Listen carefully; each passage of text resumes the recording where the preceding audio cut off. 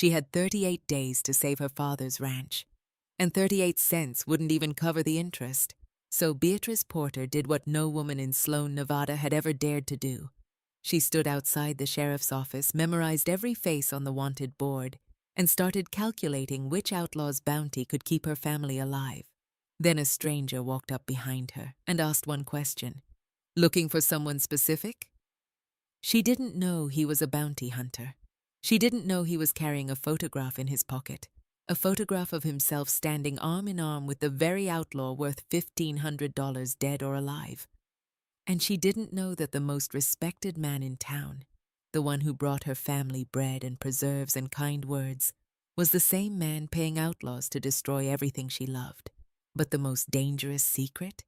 The bounty hunter's best friend killed his sister, and tonight he'll have to choose: pull the trigger for revenge, or lower the gun for the woman who's starting to make him believe in tomorrow. This story will teach you that the people who save us are not always the ones who ride in on white horses. Sometimes they're the ones who simply stay. And that true courage isn't the absence of fear. It's choosing to fight for something bigger than yourself when walking away would be so much easier.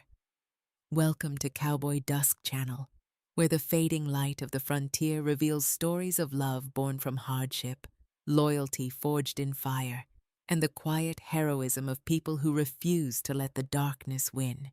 This content was carefully researched, developed, and manually edited by our team to deliver meaningful stories with valuable life lessons.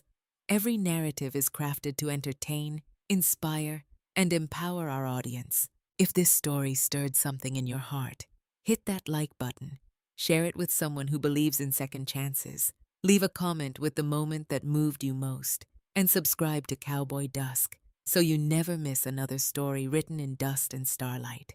Beatrice Porter had memorized every face on the wanted board. Not out of curiosity and not out of boredom, but because each face had a number beneath it, and each number was a promise that her father might live one more month. She stood outside the sheriff's office in Sloan, Nevada, her boots planted in the dust of Main Street, her fingers tracing the edges of yellowed paper. The autumn sun hung low and amber over the rooftops, throwing long shadows across the wooden sidewalk. Around her, the town went about its business. A wagon creaked past, loaded with mining supplies.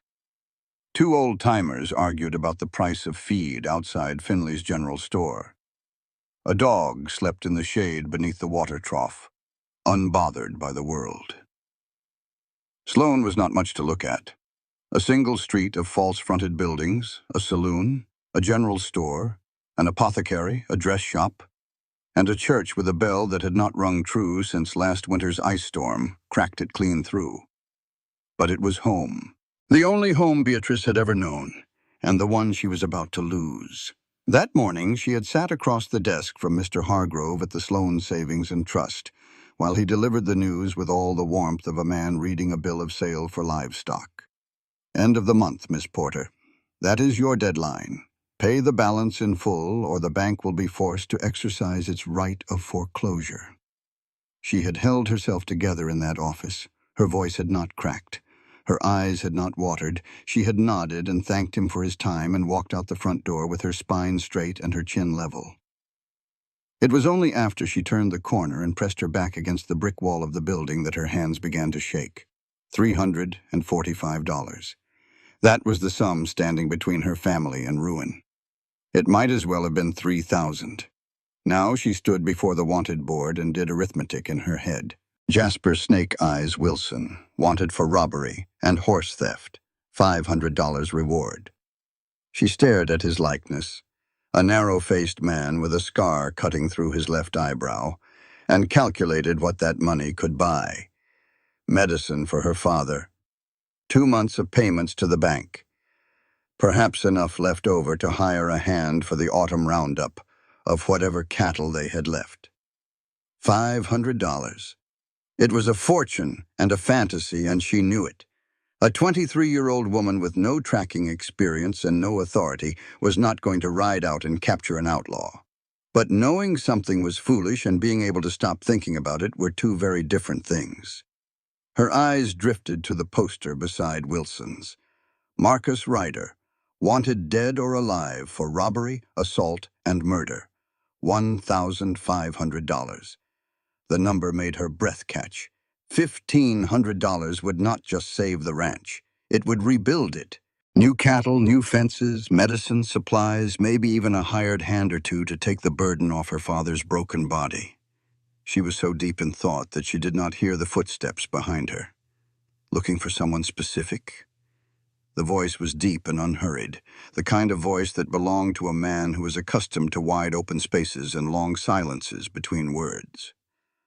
Beatrice turned sharply, her hand dropping instinctively to the small knife she kept in her skirt pocket, a habit her father had drilled into her since she was old enough to walk to town alone. The man standing behind her was tall, broad-shouldered, and coated in trail dust from his hat brim to his boot heels.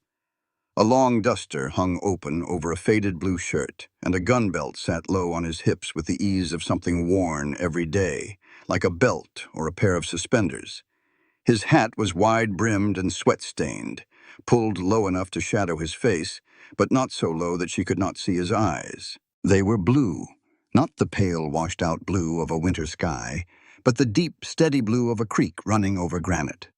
He was watching her with a kind of quiet attention that was not threatening but was not casual either, like a man who noticed everything and let very little of it show on his face.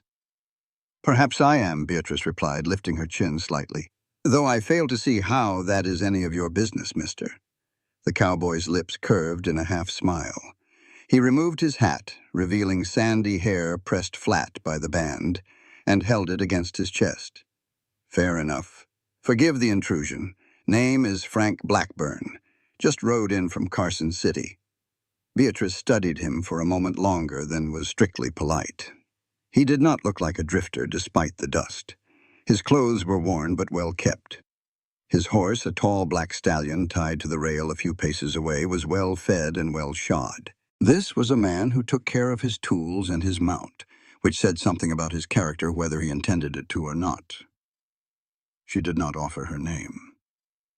Before the silence between them could harden into something uncomfortable, the door of the sheriff's office swung open and Tom Williams stepped out onto the sidewalk, adjusting the star on his vest. He was a weathered man of 48, with a handlebar mustache gone gray at the tips, and the permanently squinting expression of someone who had spent too many years looking into the sun. "Well, I will be damned," Williams said, his face breaking into a grin. "Frank Blackburn. Did not expect to see you back in these parts." The sheriff crossed the distance in 3 strides and clapped Frank on the shoulder with the familiarity of an old acquaintance. "Thought you would be chasing that Hollister gang clear to the Arizona border." "Job is done, Tom," Frank replied with a modest shrug. "Brought in 3 of them to Carson City last week. The others will not be causing any more trouble." The sheriff let out a low whistle. 3 of the Hollister boys. That is no small thing. Beatrice felt the ground shift beneath her understanding.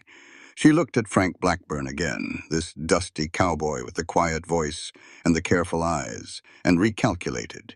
He was not just a cowboy. He was a bounty hunter, and apparently a successful one. Frank noticed the change in her expression and had the good grace to look mildly sheepish. "Was going to mention that eventually," he said. Williams looked between them. "You 2 acquainted?" "We were just introducing ourselves," Beatrice said quickly. She could feel the heat rising in her cheeks and resented it. "And Mr. Blackburn was just leaving." "Actually," Williams said, his expression shifting from amusement to something more serious, "it is a good thing you are both here. We have had some trouble in the area lately. The Ryder gang has hit 3 ranches in the last month. Johnson Place was raided 2 nights ago, cleaned them out, and beat William Johnson half to death when he tried to stop them."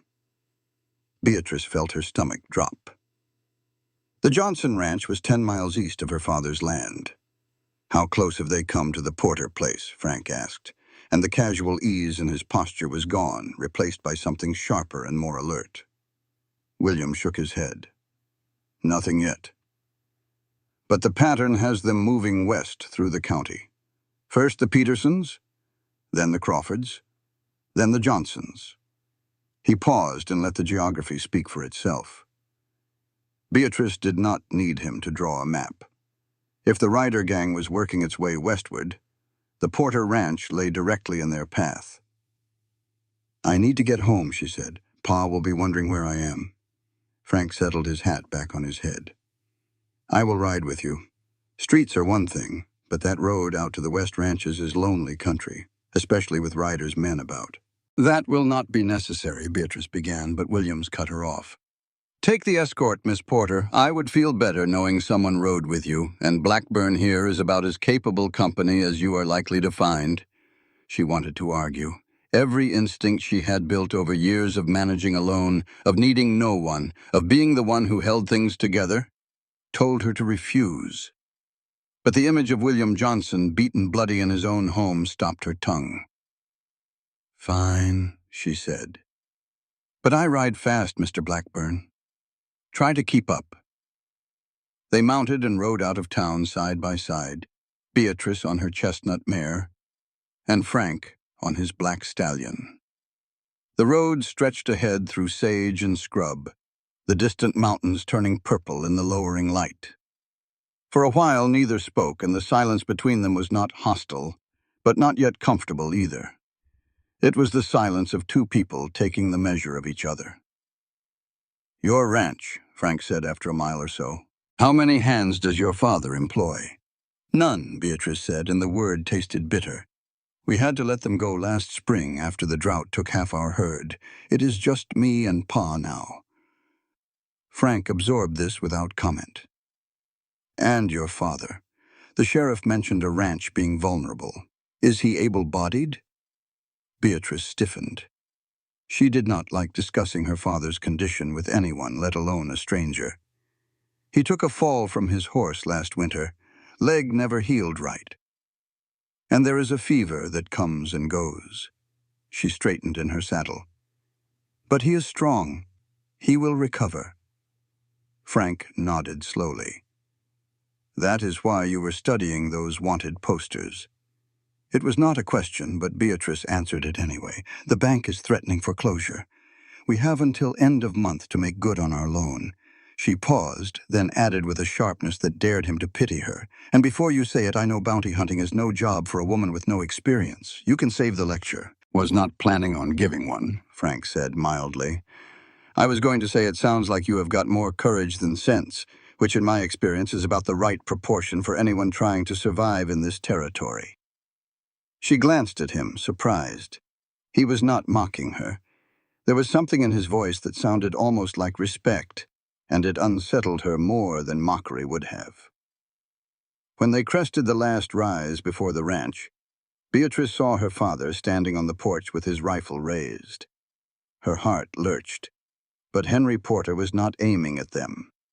His eyes were fixed on the ridge behind the house, where a thin plume of dust was still fading against the evening sky, as though someone had ridden away in a great hurry only minutes before. "Pa!" Beatrice called out, urging her mare forward. "What is it? What happened?" Henry lowered the rifle slowly, his lined face tight with something between anger and worry. "Somebody was up on that ridge," he said, "watching the house. Took off when I came out with the gun." He shifted his gaze to Frank, and his expression hardened. "Who is this?" Beatrice swung down from the saddle. "Pa, this is Frank Blackburn. He rode with me from town. Mr. Blackburn, my father, Henry Porter." Frank dismounted and removed his hat. "Mr. Porter, sir. Apologies for arriving unannounced." Henry studied him the way a man studies a horse he is considering buying, looking for flaws hidden beneath a good coat. Whatever he saw seemed to satisfy him enough to lower the rifle, though he kept it close. "Someone on that ridge," he said again, looking back at the fading dust. "I do not like it. Not one bit." Beatrice followed his gaze, her hand tightening on her mare's reins. The evening wind stirred the sagebrush and carried with it the faint scent of something that might have been campfire smoke, or might have been nothing at all. Either way, the unease that had settled in her chest since the sheriff's warning about Ryder showed no sign of leaving. Whoever had been watching their ranch knew exactly when she had left for town, and they had stayed until the moment Henry Porter appeared on the porch with a gun. Frank Blackburn had been tracking Marcus Ryder for 7 months across 4 territories, but he had never felt this close to his quarry, and he had never felt himself walking into something more dangerous than facing an outlaw gang head-on. He stood in the yard of the Porter Ranch and took stock of the place with a professional eye. The main house was modest but solidly built. Good timber framing, a stone chimney, a covered porch that ran the length of the front. The barn sat 50 yards to the east, weathered but upright. Beyond it, a bunkhouse with boarded windows, and a corral with 2 rails missing on the south side. The fences were in poor shape. Several posts along the north line leaned at angles that would not hold back a determined calf, let alone cattle. The stable door hung crooked on a broken hinge.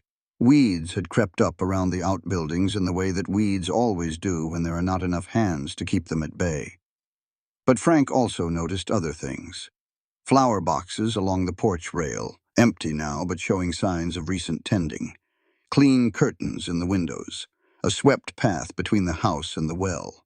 Someone was fighting hard to hold this place together, and doing it with nothing but stubbornness and bare hands. Henry Porter sat at the head of the kitchen table, like a man who had once been king of his own small domain and was not yet ready to admit the kingdom was crumbling. He was tall even while seated, with broad shoulders that had clearly once carried great strength, but were now thinned by illness. His hair was gray-streaked, and his face was deeply lined by years of Nevada sun and wind. A walking stick leaned against the wall beside him, and Frank noticed how he used the table edge for support when he shifted in his chair. The man's eyes, though, those were sharp as flint. Supper was rabbit stew and fresh bread, simple food prepared with skill and served without apology. Beatrice moved between the stove and the table with the quiet efficiency of someone who had been running a household since well before she should have had to. Frank watched her check her father's plate, refill his water glass, adjust the blanket she had draped over the back of his chair against the evening chill, all without being asked and all without drawing attention to the acts themselves. It reminded him of Caroline. The memory surfaced without warning, the way it always did, sharp-edged and unwelcome. His sister standing in the kitchen of their ranch house outside Austin, laughing at something he had said while she stirred a pot of beans. The lamplight catching the gold in her hair. The last supper they had shared before she left to visit a friend at a neighboring ranch. Before everything ended, Frank pushed the memory down and focused on his plate. "So, Blackburn," Henry said, breaking a silence that had settled comfortably over the meal. "What brings you to Sloan?" "Cannot imagine there is much bounty hunting to be done in our little corner of the territory." Frank set down his spoon and met the older man's gaze directly. "I am tracking a man named Marcus Ryder, leader of the gang that has been terrorizing ranches in this area." Henry's expression did not change. He already knew the name. Everyone in the county did.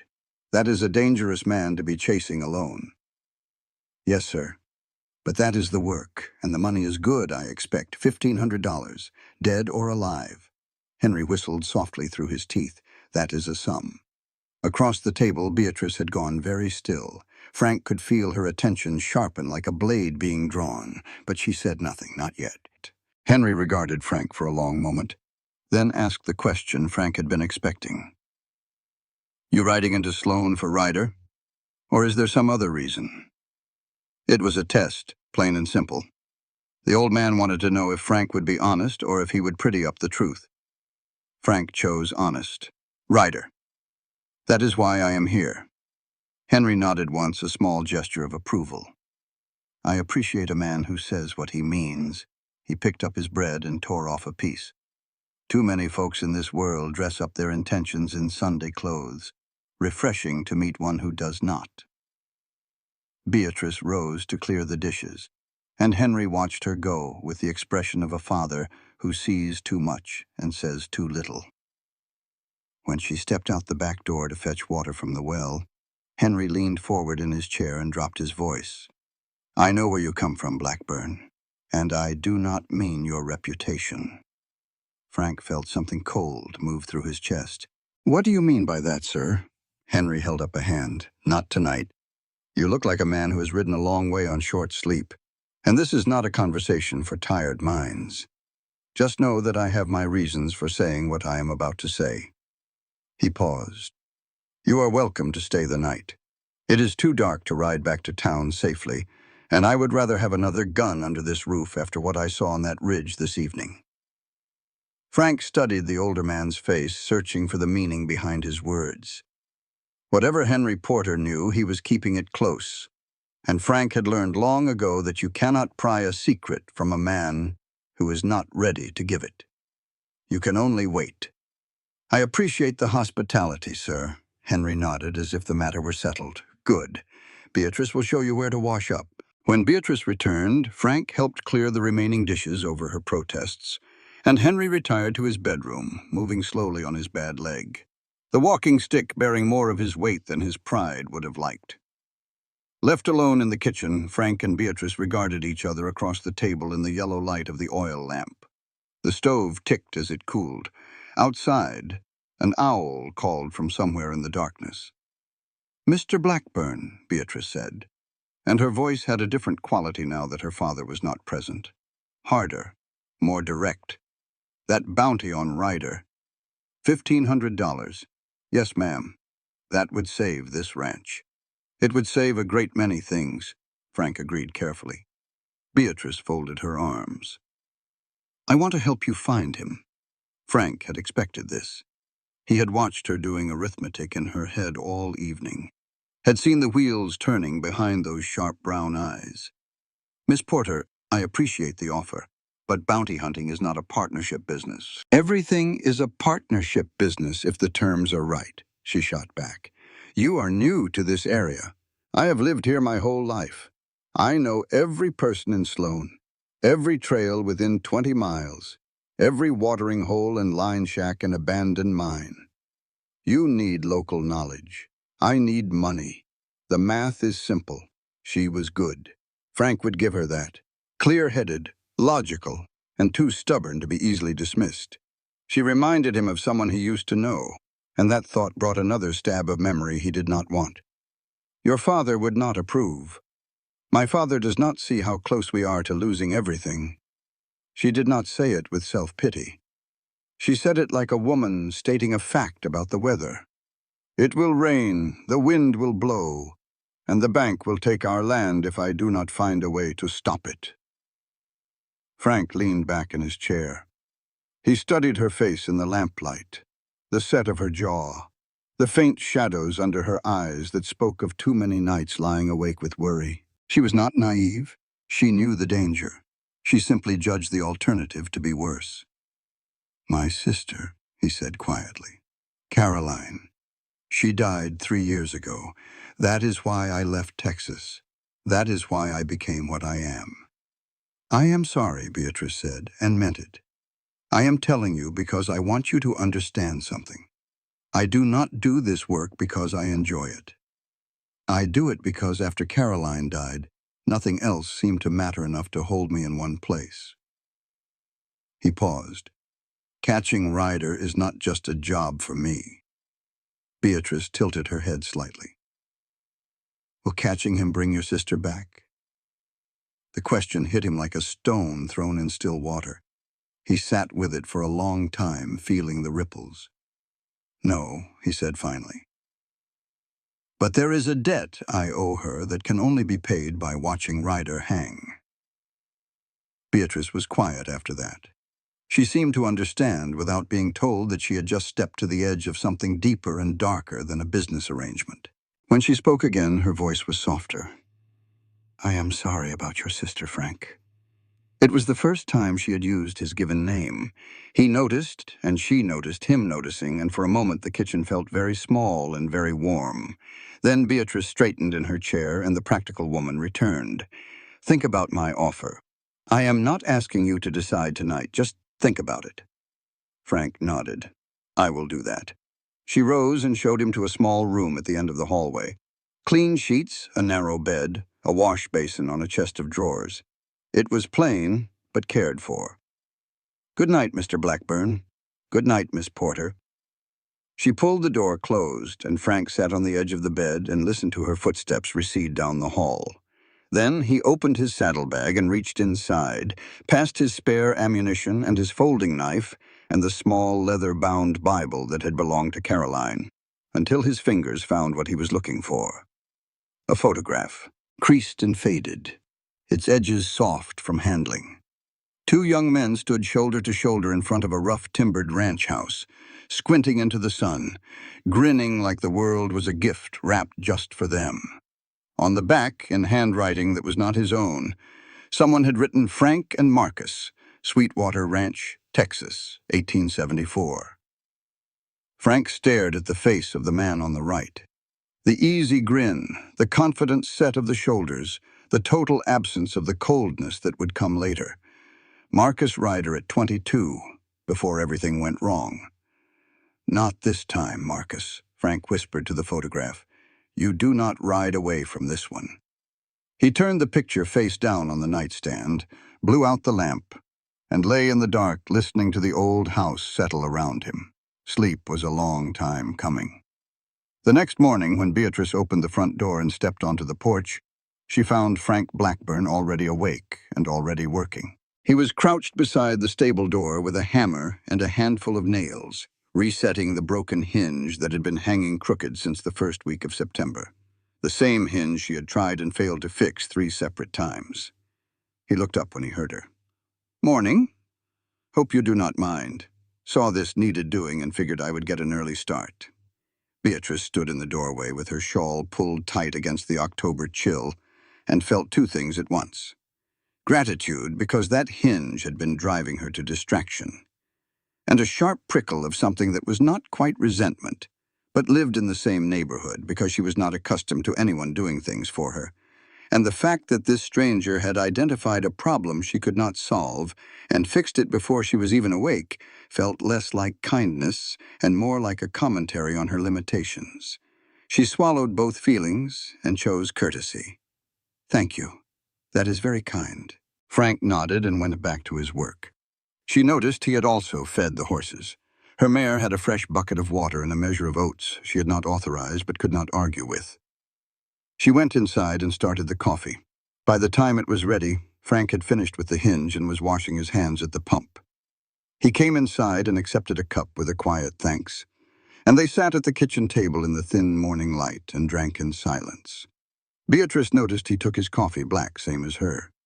She noticed the old scars on his forearms when he rolled up his sleeves to wash, pale lines against sun-browned skin that could have come from barbed wire or from blades. Frank noticed that she noticed, but neither of them mentioned it. When Henry emerged from his bedroom, moving slowly on his bad leg but looking better than the day before, the color in his cheeks closer to health than fever, he surprised them both. "That bunkhouse out past the barn," he said without preamble, settling into his chair at the table. "It has been empty since we let the last hand go in the spring. It is not fancy, but it is clean, and the roof does not leak." He looked at Frank with the expression of a man who has already made up his mind and is simply informing others of his decision. "You are welcome to use it while you are hunting your man. Might be more peaceful than that flea trap hotel above the saloon in town." Beatrice stared at her father. In 23 years of life, she had never once seen Henry Porter invite a stranger to stay on their property beyond a single night's hospitality. He was a private man, territorial about his land and protective of his home, to a degree that had only intensified since her mother's death 10 years ago. "Pa," she began, but Henry cut her off with a look. "Man is here to catch Ryder. Ryder's gang is operating in our backyard. Seems to me having a skilled gun close at hand is not charity. It is common sense." He turned back to Frank. "What do you say, Blackburn?" Frank glanced at Beatrice, and something passed between them that was too brief and too complicated to be called a look. Then he turned to Henry. "That is very generous, sir. I accept." "Good." Henry picked up his coffee cup. "Settled, then." After breakfast, Beatrice walked Frank out to the bunkhouse. It was a single-room building with 4 bunks, a pot-belly stove, a rough-hewn table, and 2 benches. Dust motes floated in the shafts of light that came through the windows. The air smelled of old wood and disuse, but the structure was sound. "Like Pa said," Beatrice offered, opening a window to let the mustiness escape. "It is not much. It is private and it is close. That is all I need." Frank set his saddlebags on one of the lower bunks and surveyed the space with the quick appraising eye of a man who could make a camp anywhere. Beatrice closed the window and turned to face him. Her pulse was steady, but her mind was racing, and she had spent the early hours of the morning preparing for this conversation the way a lawyer might prepare for a trial. "I want to talk about my offer," she said. "And before you say no, I want you to hear me out properly this time." Frank sat on the bunk and rested his forearms on his knees. "I am listening." She did not plead. She did not appeal to emotion or sympathy. Instead, she negotiated. "You are new to this area," she said. "You do not know the people and they do not know you. A stranger asking questions in a town this small raises suspicions. But I have lived here all my life. I know every face in Sloan, who is trustworthy and who is not, who talks too much and who listens too carefully. I know the land surrounding this ranch better than any map can show you, every draw and ridge and wash for 20 miles in every direction." She laid it out like the hand of cards, each one placed deliberately. "I am not asking to ride with you into danger. I am offering you something you cannot get on your own. Local eyes and local ears. People talk to me because they know me. They will tell me things they would never tell a stranger, especially a stranger who carries a gun for a living." Frank listened without interrupting. His expression gave nothing away, but she could see him calculating, weighing her words the way he probably weighed the risks of any job. "In return," she continued, "if my information helps you bring in Ryder, I get a share of the bounty, $300. The number hung in the air. $300. Enough to make the bank payment, buy her father's medicine, and have a little left over for supplies. Frank was quiet for a long time. Then he spoke. "3 conditions. First, you do exactly as I say, when I say it. No improvising, no independent action. Second, if at any point I decide the risk to you is too great, you step back without argument." He held up a third finger. "And third, you never under any circumstances confront anyone connected to Ryder or his gang directly. Not Tucker, not any Ryder who looks suspicious, not anyone. If you learn something dangerous, you bring it to me and I handle it. Those are my terms." Beatrice considered each condition. The first 2 she could live with. The third chafed, but she understood the logic behind it. "Agreed," she said.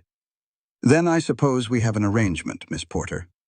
"Beatrice," she corrected. "If we are going to be partners, we should use first names." Something shifted in Frank's expression. It was subtle, just a slight softening around the eyes, but Beatrice caught it.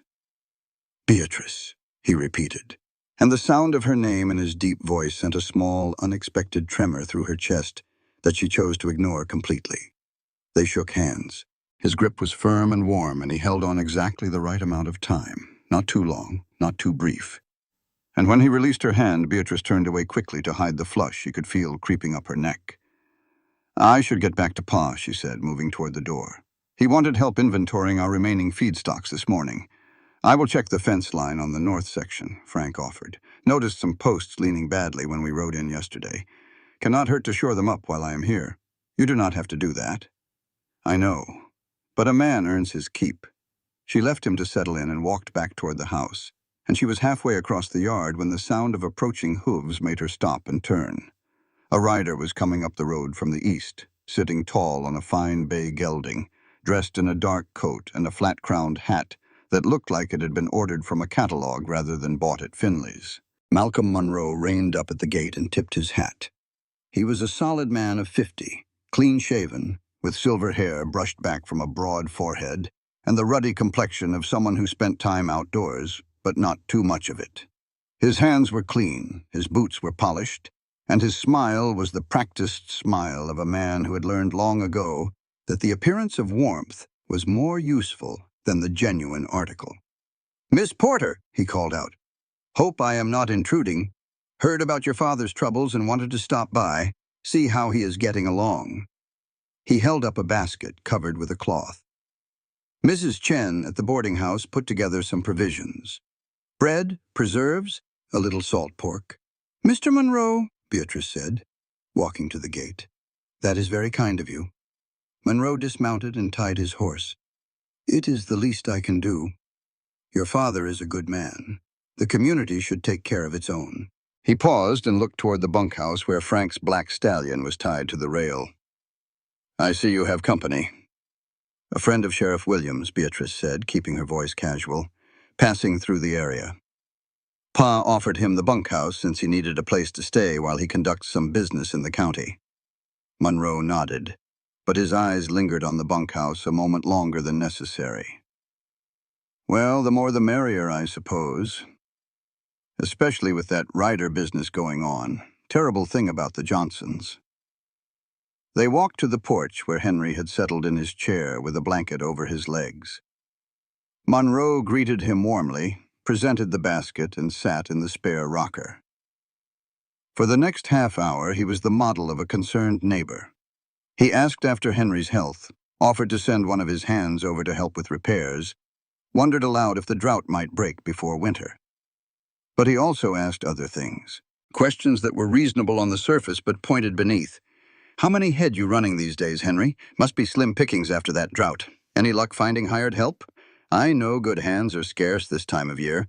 Hargrove at the bank, he is not giving you too much trouble about the loan, is he? Banks can be hard when times are tight. Henry answered each question with the minimum required courtesy, and Beatrice noticed her father's jaw tighten slightly more with each one, though he gave no outward sign of displeasure. From the bunkhouse, Frank observed the visit through the window. He could not hear the conversation clearly, but he could read the body language.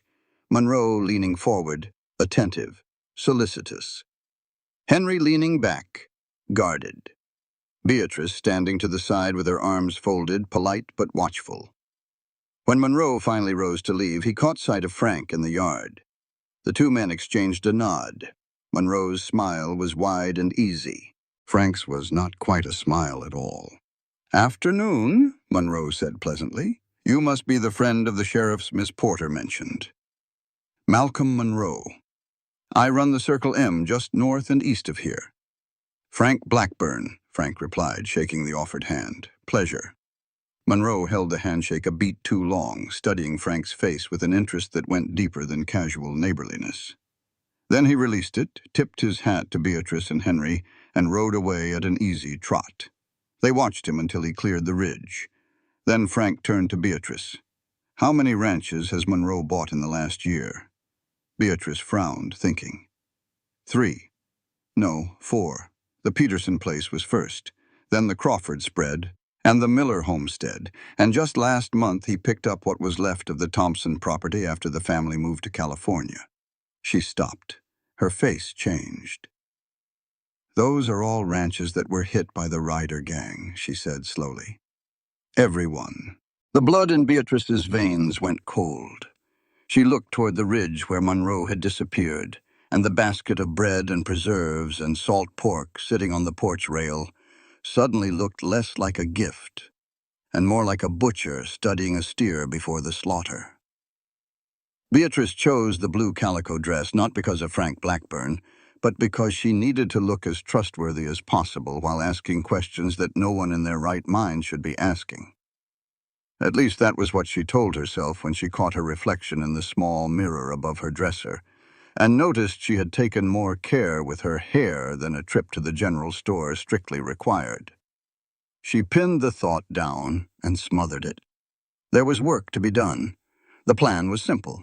She would ride into town for supplies, which was ordinary enough that no one would think twice. While there, she would keep her eyes open and her ears sharp, listening for any mention of the Ryder gang of Malcolm Monroe, of anything that might connect the raids to the land purchases Frank had identified.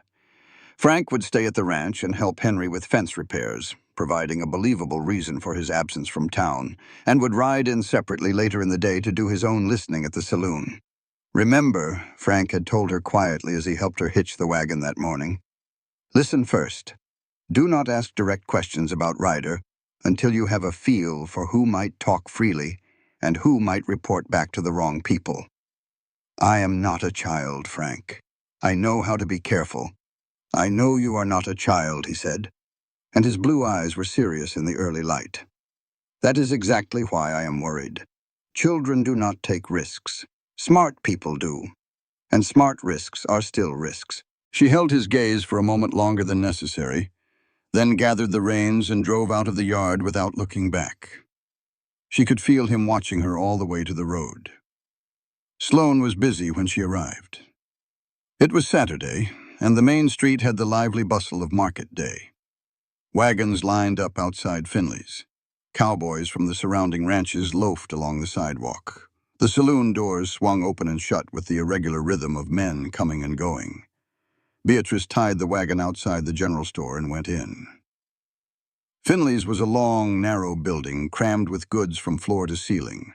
Bolts of fabric, barrels of flour and sugar, tins of coffee, coils of rope, kerosene lamps, and 1,000 other necessities of frontier life.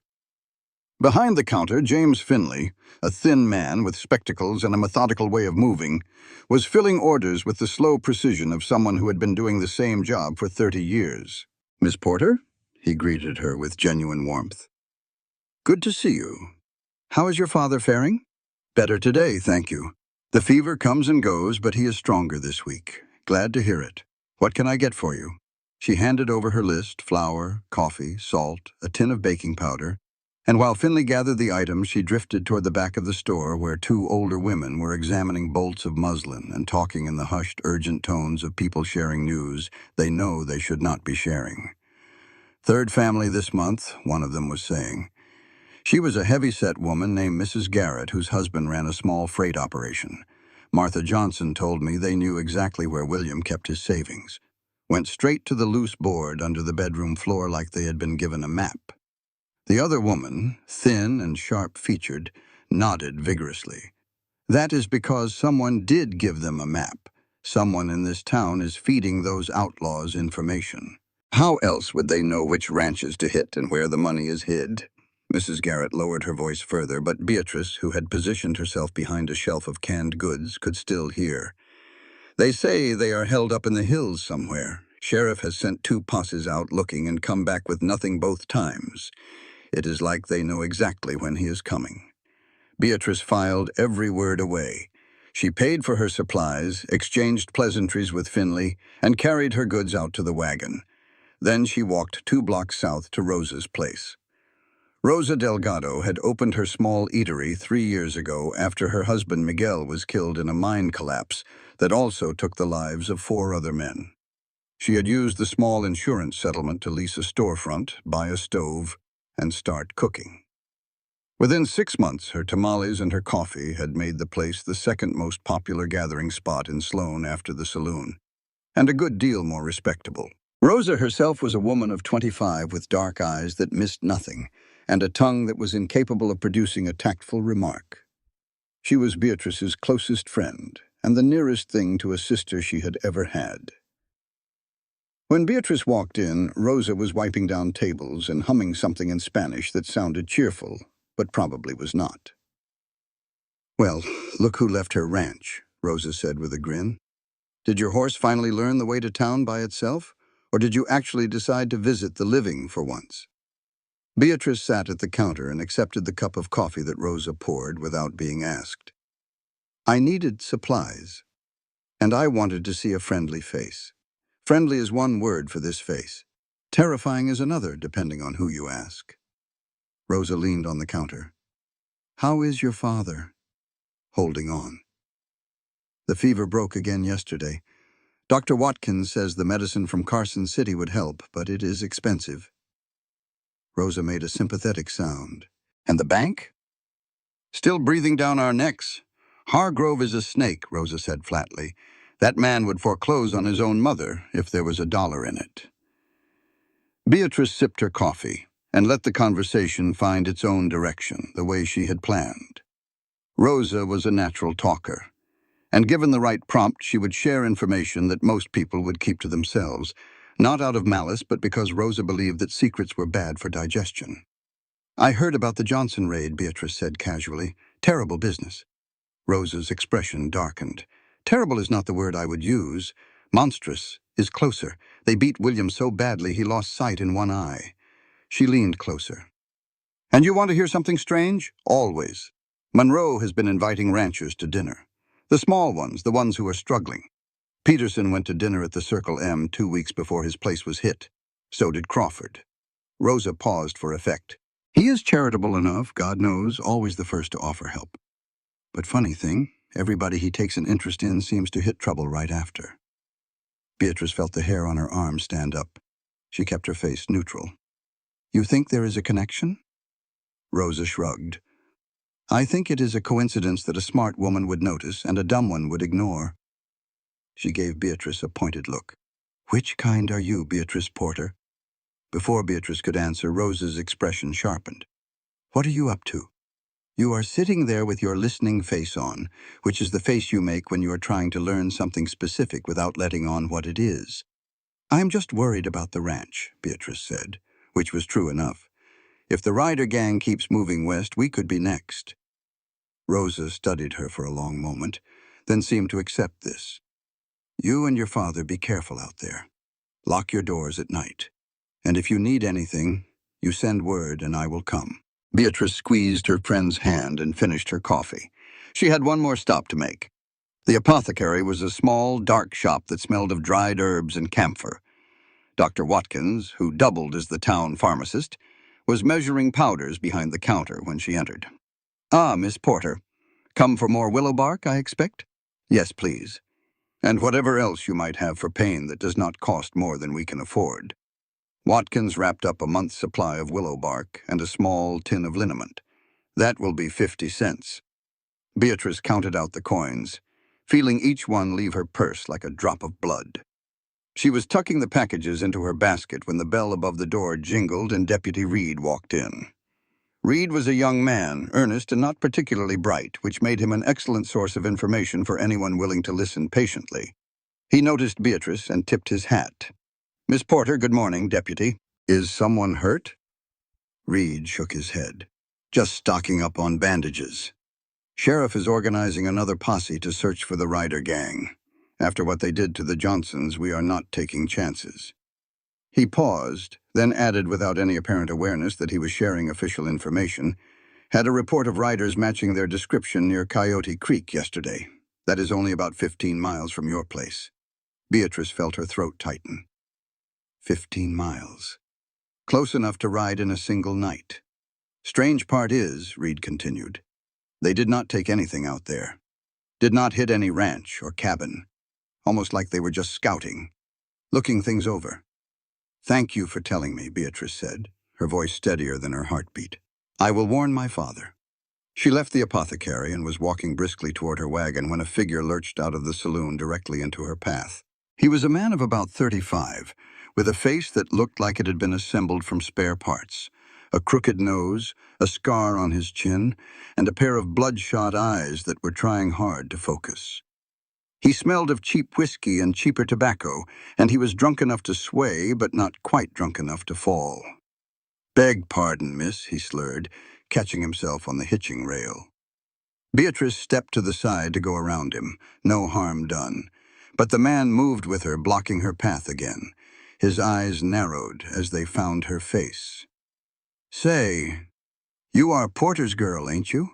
The rancher out on the West Road? Something in his interest made Beatrice's instincts tighten like a fist. I am. And you are? Tucker. Lyle Tucker. I ride for the Circle M. He attempted a grin that showed brown teeth. Your pa? He still laid up with that bad leg? Beatrice started to answer, then stopped herself. The question was too specific, too informed. We manage, she said curtly. Good day, Mr. Tucker. Hey. She tried to step past him, but his hand shot out and closed around her wrist. The grip was not tight enough to bruise, but it was tight enough to hold, and the suddenness of it sent a jolt of fear through her body. Pretty girl like you should not be out at that ranch all alone, Tucker said, and his voice dropped to something that was not quite a whisper and not quite a threat. Dangerous country these days. A body never knows who might come calling. Beatrice yanked her arm free so hard she stumbled backward. Tucker laughed, a wet, ugly sound, and raised his hands in mock surrender. Just being neighborly, miss. Beatrice walked to her wagon without looking back. She loaded her supplies with hands that shook only slightly, climbed onto the seat, and gathered the reins. As she turned the wagon toward the road home, she caught sight of a familiar tall figure crossing the street near the saloon. Frank, arriving in town just as planned. Their eyes met for the briefest instant. Neither nodded, neither waved, neither gave any sign of recognition. But in that single glance, Beatrice communicated more than words could have managed. "I found something. We need to talk." The ride home was long and quiet and full of the sound of her own heartbeat. Tucker's grip on her wrist left no mark, but the memory of his fingers lingered like a burn. His questions about her father, about their isolation, about the ranch. They were not the idle curiosity of a drunken cowhand. They were the questions of a man confirming information for someone else. When the wagon crested the rise and the ranch came into view, Beatrice saw fresh hoof prints in the dirt of the yard. Not Frank's horse, not Monroe's bay gelding from yesterday. A different horse, unshod, leaving tracks that came from the east and departed toward the north. Someone had been here while she and Frank were both in town, while her father sat on the porch with a rifle and legs that could not carry him to safety if danger came calling. Frank Blackburn realized he was making the worst mistake of his career. Not a tactical mistake, not a lapse in judgment about terrain or timing or the number of guns arrayed against him. This was a different kind of error entirely. It was the kind that happened when a man who had spent 3 years keeping the whole world at arm's length started to let someone inside the perimeter. He was thinking about Beatrice Porter when he should have been thinking about Marcus Ryder, and that was a dangerous thing. He sat in the saloon nursing a glass of whiskey he had no intention of finishing and listened to the men around him talk. This was a skill he had perfected over years of bounty work. The trick was not to ask questions, but to create the conditions in which other men asked them for you. Buy a round for the table, laugh at the right jokes, nod at the right complaints, and eventually the conversation would find its way to whatever you needed to know. The saloon in Sloan was a low-ceilinged room with a plank bar, 4 tables, a faro layout that nobody was using, and a permanent cloud of tobacco smoke that clung to the rafters like fog. The bartender was a heavy-set man named Grady, who had the professional indifference of someone who had heard every story twice and believed none of them. Frank had positioned himself at the end of the bar where he could see the door and hear the nearest table, at which 3 ranch hands were drinking their way through the afternoon. 2 of them worked for small outfits south of town. The third was a wiry man with nervous hands who Frank had not seen before. "That Ryder bunch is getting bolder," one of the hands was saying. "First they hit outlying places 10-15 miles out. Now they are working right up to the edge of town practically." The nervous man shrugged. "Ryder knows what he is doing. Hits fast, takes what he wants, disappears before the sheriff can get a posse together." "You seem to know a lot about how he operates," Frank said mildly from his end of the bar. He said it with a half-smile that suggested idle curiosity, nothing more. The nervous man looked at him sharply, then relaxed. "Just what everybody knows. It is all anyone talks about in this county." Frank let it drop and went back to his drink, but he filed the man's face away. He had not missed the flash of wariness in those eyes. An hour later, after the ranch hands had left and the saloon had quieted to its mid-afternoon lull, Frank leaned on the bar and engaged Grady in conversation. The bartender was cautious at first, but Frank had long practice in drawing out men who made their living listening to others. "Been some trouble in the area," Frank observed, "those ranch raids." "Ranch." Grady polished a glass and said nothing. "Must be hard on the smaller outfits," Frank continued. "Losing stock, losing savings. Some of them selling out, I hear." Grady glanced up. "Some of them. Monroe has been buying up land left and right. Not that I blame the sellers. Hard to stay on a place after it has been torn apart. Monroe seems to do well for himself." Grady set the glass down and picked up another. "Mr. Monroe always seems to know when to buy extra livestock insurance." His tone was flat, careful. But the words themselves were a crack in the wall, and Frank pushed his attention through it without appearing to push at all. "Smart businessman," Frank said neutrally. "Smart," Grady agreed. "Very smart." He looked at Frank for a moment, seemed to weigh something, then went back to his polishing. "Tucker comes in here most nights, Monroe's man. Spends more than a Circle M hand ought to on a working wage. Buys rounds for the house some nights." He shrugged. Not my business where a man gets his money, but people notice. Frank finished his whiskey, left a generous tip, and walked out into the afternoon sun. His mind was working fast. Monroe to Tucker to Ryder. The chain was becoming clear. Monroe identified vulnerable ranches, perhaps through those neighborly dinners Rosa had mentioned. Perhaps through Hargrove at the bank, who would know exactly which properties were struggling. Tucker relayed the information to Ryder. Ryder hit the ranch.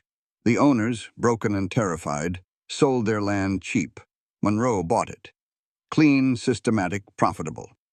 Frank's next stop was the County Land Records Office, a single room attached to the back of the courthouse where a clerk named Elias Webb maintained deed books and survey maps with the meticulous devotion of a monk illuminating manuscripts. Webb was happy to help a polite stranger examine the public records, and within an hour, Frank had confirmed what he suspected. Every ranch hit by the Ryder gang in the past 6 months had been purchased by Malcolm Monroe within weeks of the raid. The prices paid were a fraction of the land's true value. And in the bank's file of delinquent loans, which Webb kept copies of as they related to property transfers, the Porter Ranch appeared on a list annotated in what Frank recognized as Hargrove's cramped handwriting. The notation read simply, Monroe, priority. Frank stared at those 2 words for a long time. It was not just that Monroe was buying up distressed land. He was manufacturing the distress, and the Porter Ranch was next on his list. While Frank was making his discoveries in town, Beatrice was standing in the yard of the ranch looking at hoof prints that did not belong to any horse she recognized. She had told herself she would mention them to her father, but when she found Henry sitting on the porch in the afternoon light looking stronger than he had in days, she could not bring herself to add another worry to his shoulders. "Pa," she said instead, settling into the chair beside him. "Daughter," he replied. "Get everything you needed in town?" "Most of it. Mr. Finley sends his regards." They sat in silence for a while, watching the shadows lengthen across the yard. A red-tailed hawk circled lazily above the north pasture. Somewhere in the distance, a cow lowed. Henry spoke without looking at her.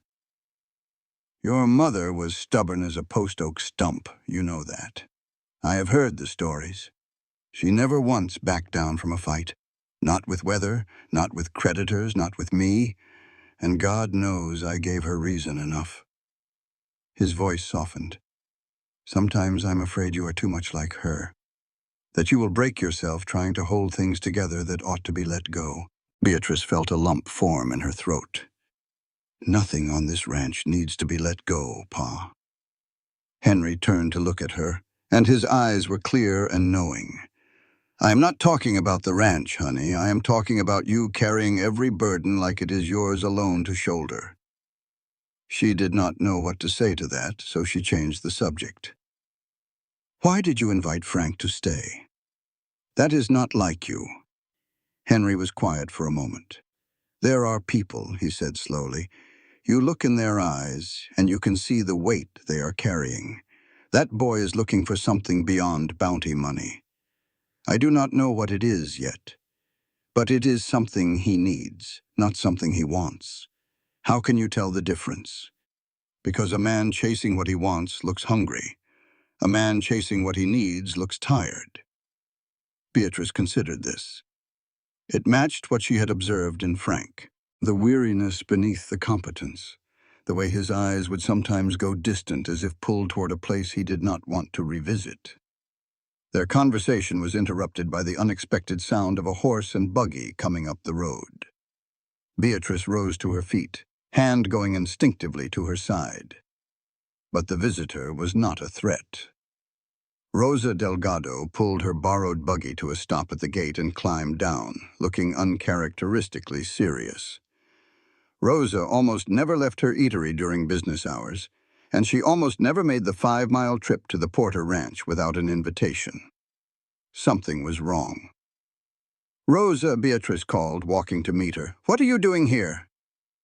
Rosa looked at Henry, then at Beatrice, then spoke quietly enough that Henry would not hear from the porch. "Tucker, that drunkard from the Circle M. He was seen riding out of town last night at midnight, heading for the northern hills." She paused. And Monroe invited Hargrove, the bank manager, to a private dinner at the Circle M, 2 nights from now, just the two of them. That is unusual, Beatrice said carefully. Rosa fixed her with a look that could have cut glass. Something is off, Beatrice. I can smell it the way you smell rain before the first drop falls. And you know more than you are telling me. Beatrice wrestled with herself. Rosa was her best friend, her closest confidant, and lying to her went against every instinct she had. But telling Rosa everything would put her in danger. She chose a middle path. I think there may be a connection between the ranch raids and some of the land sales that have been happening in the county. I do not have proof yet. But I need you to be careful, Rosa. If anyone asks, you do not know anything about anything, can you do that for me? Rosa studied her for a long time. Then she nodded slowly. I can keep my mouth shut when it matters. But you be careful too, Beatrice Porter. Whatever you're mixed up in, you are in over your head, and do not bother denying it because I can see it in your face. After Rosa left, Beatrice spent the rest of the afternoon in a state of simmering anxiety. She checked the hoof prints in the yard again, tried to match them to any horse she knew, and could not. She oiled her father's rifle and set it within easy reach of the kitchen window.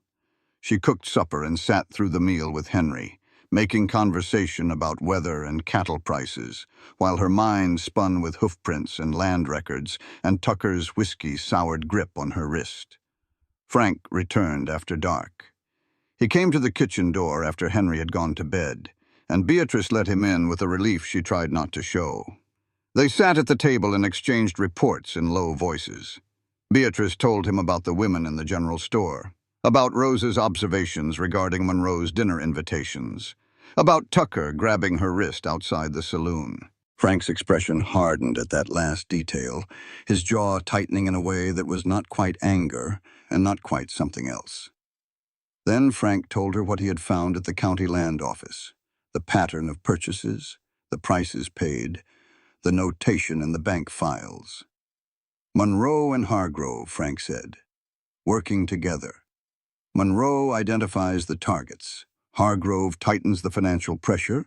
Tucker feeds the operational details to Ryder, and Ryder does the dirty work. After the raid, the rancher is broken and desperate and sells to Monroe for pennies on the dollar. It is a machine, Beatrice. And your ranch is next in line.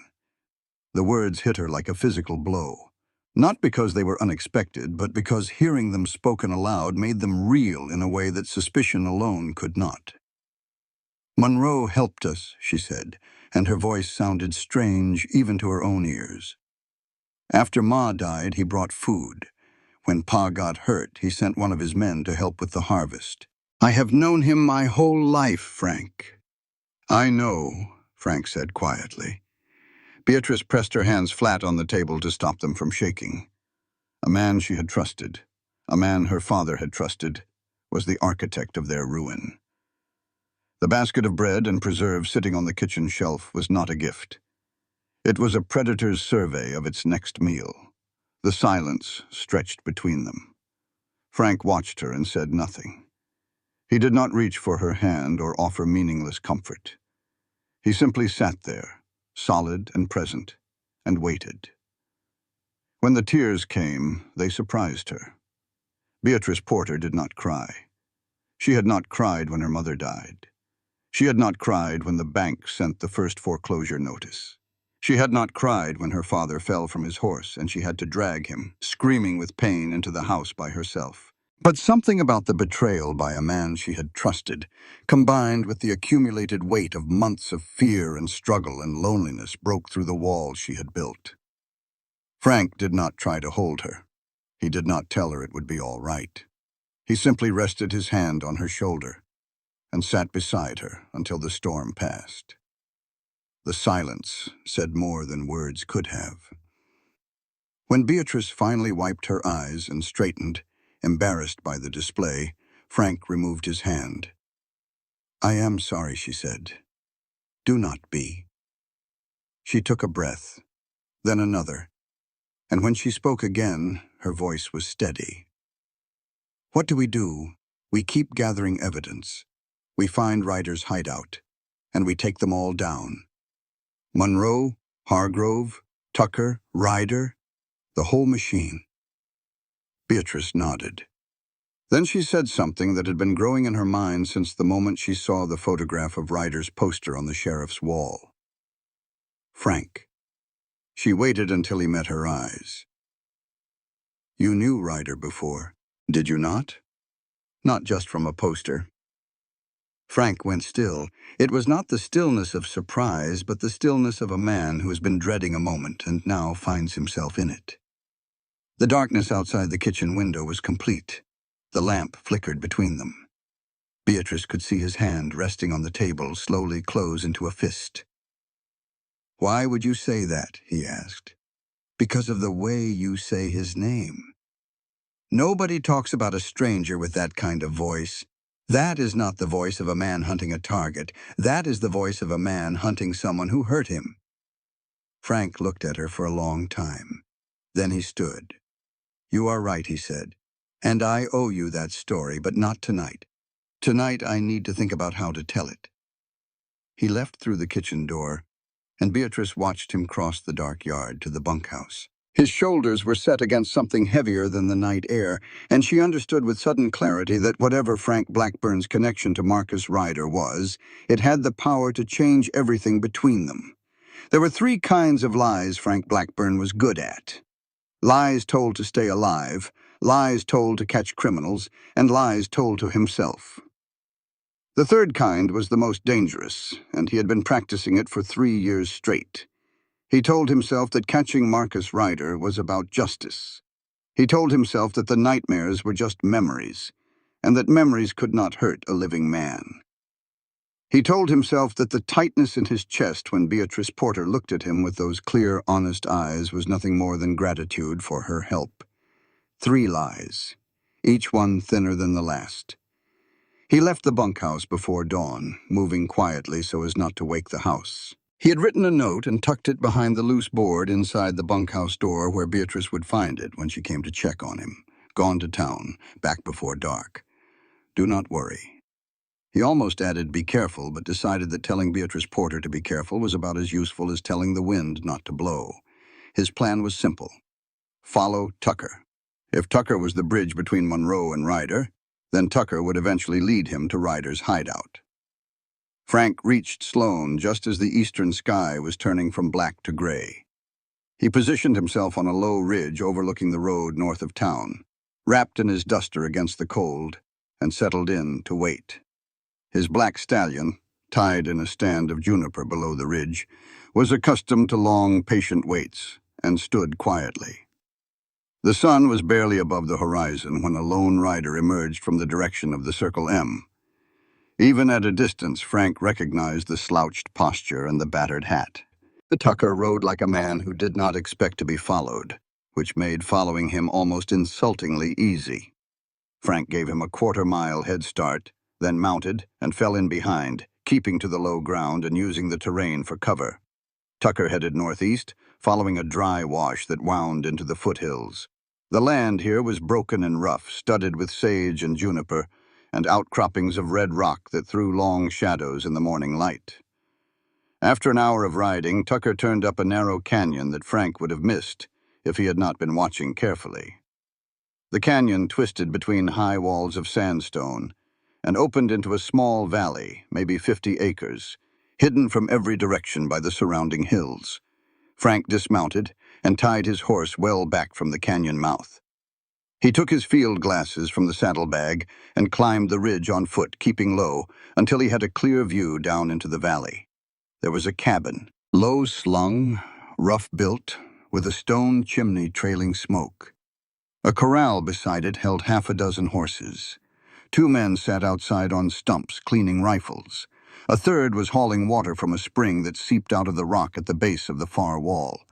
And standing in the cabin doorway, talking to Tucker, was Marcus Ryder. Frank pressed the field glasses hard against his eyes and felt 3 years of hunting collapse into a single point of focus. Ryder had changed. The easy grin was gone, replaced by a harder set of the jaw. a colder arrangement of features. He was leaner than Frank remembered, whittled down by years of running. But the way he carried himself, the loose, confident stance, the habit of resting his right hand near his belt, those were the same. Memories flooded in whether Frank wanted them or not. Marcus at 18, breaking a green horse with a patience that seemed infinite.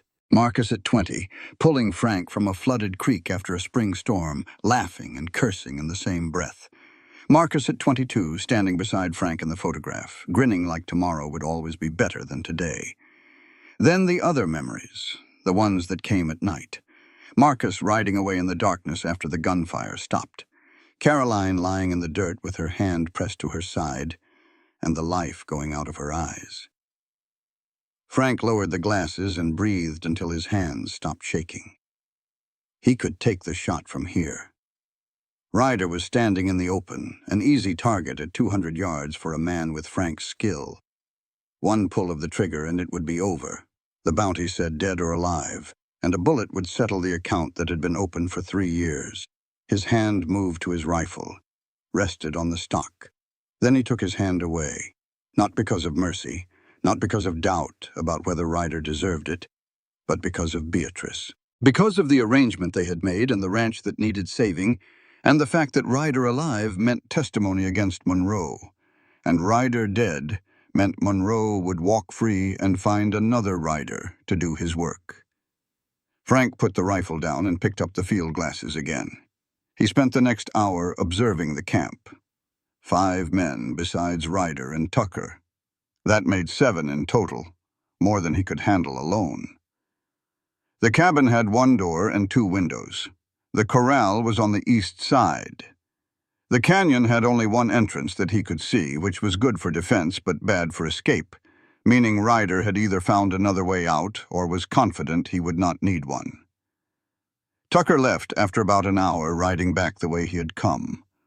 Ryder stood in the doorway and watched him go, then turned and said something to his men that Frank could not hear.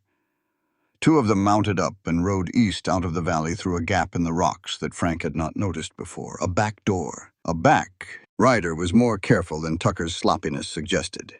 Frank pulled back from the ridge and retraced his route to his horse. He needed Sheriff Williams, and he needed him now.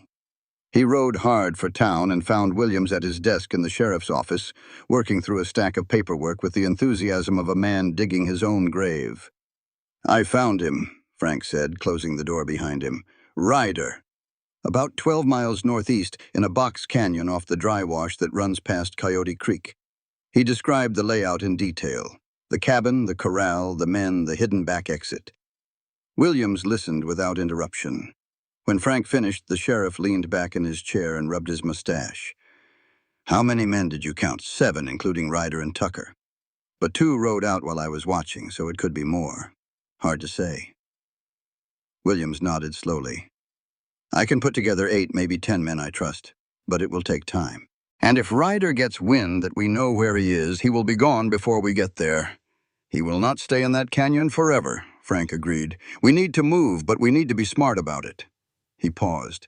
"There is something else. I overheard Tucker talking to Ryder before he left. The Porter Ranch is their next target. Tomorrow night." Williams sat forward. "You are certain?" "Tucker told Ryder that the old man is sick and the girl is alone, that the place would be easy pickings." Frank's voice was flat and controlled, but his eyes burned. "Ryder ordered them to take everything of value and burn the stable. Send a message to sell." "Good Lord," Williams breathed. "We need to warn the Porters. Get them out of there." "Or," Frank said, "we use the ranch as bait." Williams looked at him sharply. "Think about it, Tom. Ryder is too careful to be taken at his hideout. He has got escape routes, sentries, and he will see a posse coming from miles away. But if he thinks he is riding into an easy raid on a defenseless ranch, he walks right into an ambush." Williams chewed on this. "It is risky. We would be putting Miss Porter and her father directly in harm's way. Henry can be moved to town before nightfall tomorrow. As for Beatrice..." Frank stopped.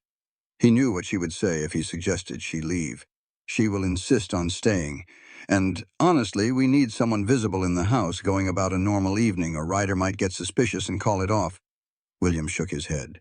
Using a young woman as bait for outlaws. Her father will have my hide. Her father will have both our hides, Frank agreed. But it is the best chance we have of catching Ryder and everyone connected to him. And I think there is more to this than just the gang. He told Williams about Monroe, the land purchases, the bank records, the pattern of raids followed by cheap sales. Williams listened, and his expression shifted from surprise to the grim satisfaction of a man whose suspicions were finally being confirmed. I have wondered about Monroe for a long time, Williams admitted, but he donates to every cause in the county, sits on the church board, hosted the 4th of July picnic last year. Accusing the most respected man in the territory of running an outlaw gang is not something a sheriff does lightly. That is why we need Ryder alive, Frank said. And Tucker.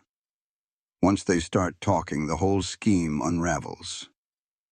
Williams was quiet for a long time. Then he nodded. All right. I will start gathering men tonight. Quietly. Only people I trust with my life. He pointed a finger at Frank. But you keep Miss Porter safe, Blackburn. If anything happens to that girl, no bounty in the world will save you from her father, or from me. Frank rode back to the ranch as fast as his horse could carry him. The sun was down by the time he arrived, and the ranch was dark except for a single light in the kitchen window. He dismounted at the bunkhouse, tended to his horse, and crossed the yard to the main house. He knocked softly on the kitchen door and heard quick footsteps, then the scrape of a rifle being lifted. Beatrice's voice came through the wood, taut and controlled. Who is it? Frank. The door opened. She stood there in the lamplight with her father's rifle in her hands, and an expression that mixed relief with fury in equal measure. You left without a word, she said, stepping back to let him in. I thought something had happened. I thought you were not coming back. I am sorry. I left a note in the bunkhouse. I found it. 2 sentences is not a note, Frank. It is a postcard. Despite the tension, despite everything, he almost smiled. She was not frightened. She was angry, and anger was better than fear. They sat at the table. Henry was asleep, his snoring faintly audible from the bedroom. Frank told Beatrice everything. Tucker's ride to the canyon, Ryder's hideout, the plan to raid the Porter Ranch tomorrow night, the ambush Williams was preparing. Beatrice listened without interrupting. Her face went through several shades of pale, but her voice was steady when she spoke. I am staying. Beatrice. This is my home, Frank. I am not leaving it. She raised a hand before he could argue. Pa will go to town. I agree with that. But I need to be here. If Ryder's men see an empty house with no lights and no movement, they will know something is wrong. Someone has to be visible through those windows. Frank wanted to argue. Every instinct he had, the instincts that had kept him alive through dozens of dangerous situations, told him to get her out of there. But he also knew she was right. An ambush only works if the target walks into it willingly, and Ryder would not walk willingly into an empty house. Your father will never agree. Then we will have to convince him. Frank reached into his coat and withdrew the envelope. This came from Williams today. The county has authorized an advance on the reward for Ryder, given that we are using your property for the operation. $300. Beatrice took the envelope. She opened it and looked at the bank draft inside, and the tears that welled in her eyes were different from the ones he had seen the night before. These were tears of relief so sharp they almost looked like pain. $300. Enough to make the bank payment. Enough for her father's medicine. Enough to buy time. When she looked up at him, the gratitude in her face was so raw and so unguarded that Frank felt something crack in the wall he had built around his heart. Thank you, she whispered. Do not thank me. This was your doing, Beatrice, your courage and your stubbornness and your refusal to give up. I just helped a little. She leaned forward and pressed her lips to his cheek. The kiss was quick, almost impulsive, and she pulled back immediately with color rising in her face. Frank felt the warmth of it linger on his skin like a brand. For a moment, neither of them moved. The lamp flickered. The clock on the mantel ticked. The house settled around them with the small creaks and sighs of old timber. "I should get to the bunkhouse," Frank said, and his voice was rougher than he intended. Beatrice nodded. She stood and walked him to the door, and he stepped out onto the porch and settled his hat on his head. "Beatrice," he said, turning back. She waited, the lamplight spilling around her from the kitchen behind. "Tomorrow, no matter what happens, I need you to know that everything I have done here, it was not all for the bounty, and it was not all for the reasons I told you." She tilted her head slightly, her eyes searching his face. "What do you mean?" But he was already walking away, his boots crunching on the gravel, his shadow stretching long across the moonlit yard. And the words he could not say sat heavy in his throat like stones. He owed her the truth about Marcus Ryder. He owed her the truth about why he was really here, about the hatred that had driven him across 4 territories and 7 months of lonely roads. He owed her the story of the photograph in his saddlebag and the girl who had died because he trusted the wrong man. But telling her meant risking everything. Her trust, their partnership, and the fragile, unnamed thing that was growing between them like a green shoot in dry ground. If she knew that this hunt was personal, that vengeance was as much his fuel as justice, would she still look at him the way she had just looked at him in the kitchen? Frank reached the bunkhouse, closed the door behind him, and sat on the bunk in the dark. Tomorrow night, one way or another, it would all come to a head. Ryder would ride into the ambush, the posse would spring the trap, and Frank would have to face the man who used to be his best friend and decide whether to bring him in alive or put a bullet through his heart. He did not sleep. The morning before the ambush, Beatrice found the thing Frank Blackburn never wanted anyone to see. She had offered to wash his spare shirt and the bandana he used as a trail cloth, a small domestic gesture that felt natural after nearly a week of sharing meals and working side by side and carefully not talking about the way the air between them seemed to tighten whenever they were alone. She gathered the laundry from the bunkhouse while Frank was in the barn checking his weapons, and she was shaking out his coat when a folded piece of paper fell from the inside pocket and landed on the dirt floor. She picked it up. It was not paper. It was a photograph, creased and soft from handling, its edges worn smooth by what must have been years of being taken out and looked at and put back again. 2 young men stood side by side in front of a rough timbered ranch house. They were squinting into the sun and grinning, and their arms were slung across each other's shoulders with the easy familiarity of men who had known each other all their lives. The man on the left was Frank, younger, unbearded, with a lightness in his face that Beatrice had never seen in the man she knew. He looked happy. She turned the photograph over. On the back, in faded ink, someone had written 5 words. Frank and Marcus, Sweetwater Ranch, Texas, 1874. Marcus Ryder. The ground shifted under her feet. Beatrice stood in the bunkhouse doorway with the photograph in her hands and felt the world she had constructed over the past week begin to fracture. Frank knew Marcus Ryder. Not from a wanted poster, not from a lawman's description, but personally, intimately, as a friend. They had stood shoulder to shoulder and smiled for a photograph like brothers. Everything Frank had told her about hunting Ryder, the careful professional detachment, the bounty hunter's pragmatism, all of it was built on a lie. Or at least a lie of omission, which Beatrice considered even worse, because it required more deliberate effort to maintain. She slid the photograph into her apron pocket and walked back to the house. Breakfast was a tense affair, though only Beatrice knew why. Henry was in good spirits, stronger than he had been in days, unaware that his ranch was about to become a battleground. Frank ate steadily and made conversation about the weather and the fence repairs with the easy manner of a man who had nothing to hide. Beatrice answered in monosyllables and kept her eyes on her plate. Frank noticed. She could feel him noticing, the way you can feel someone watching you, even when you are not looking at them.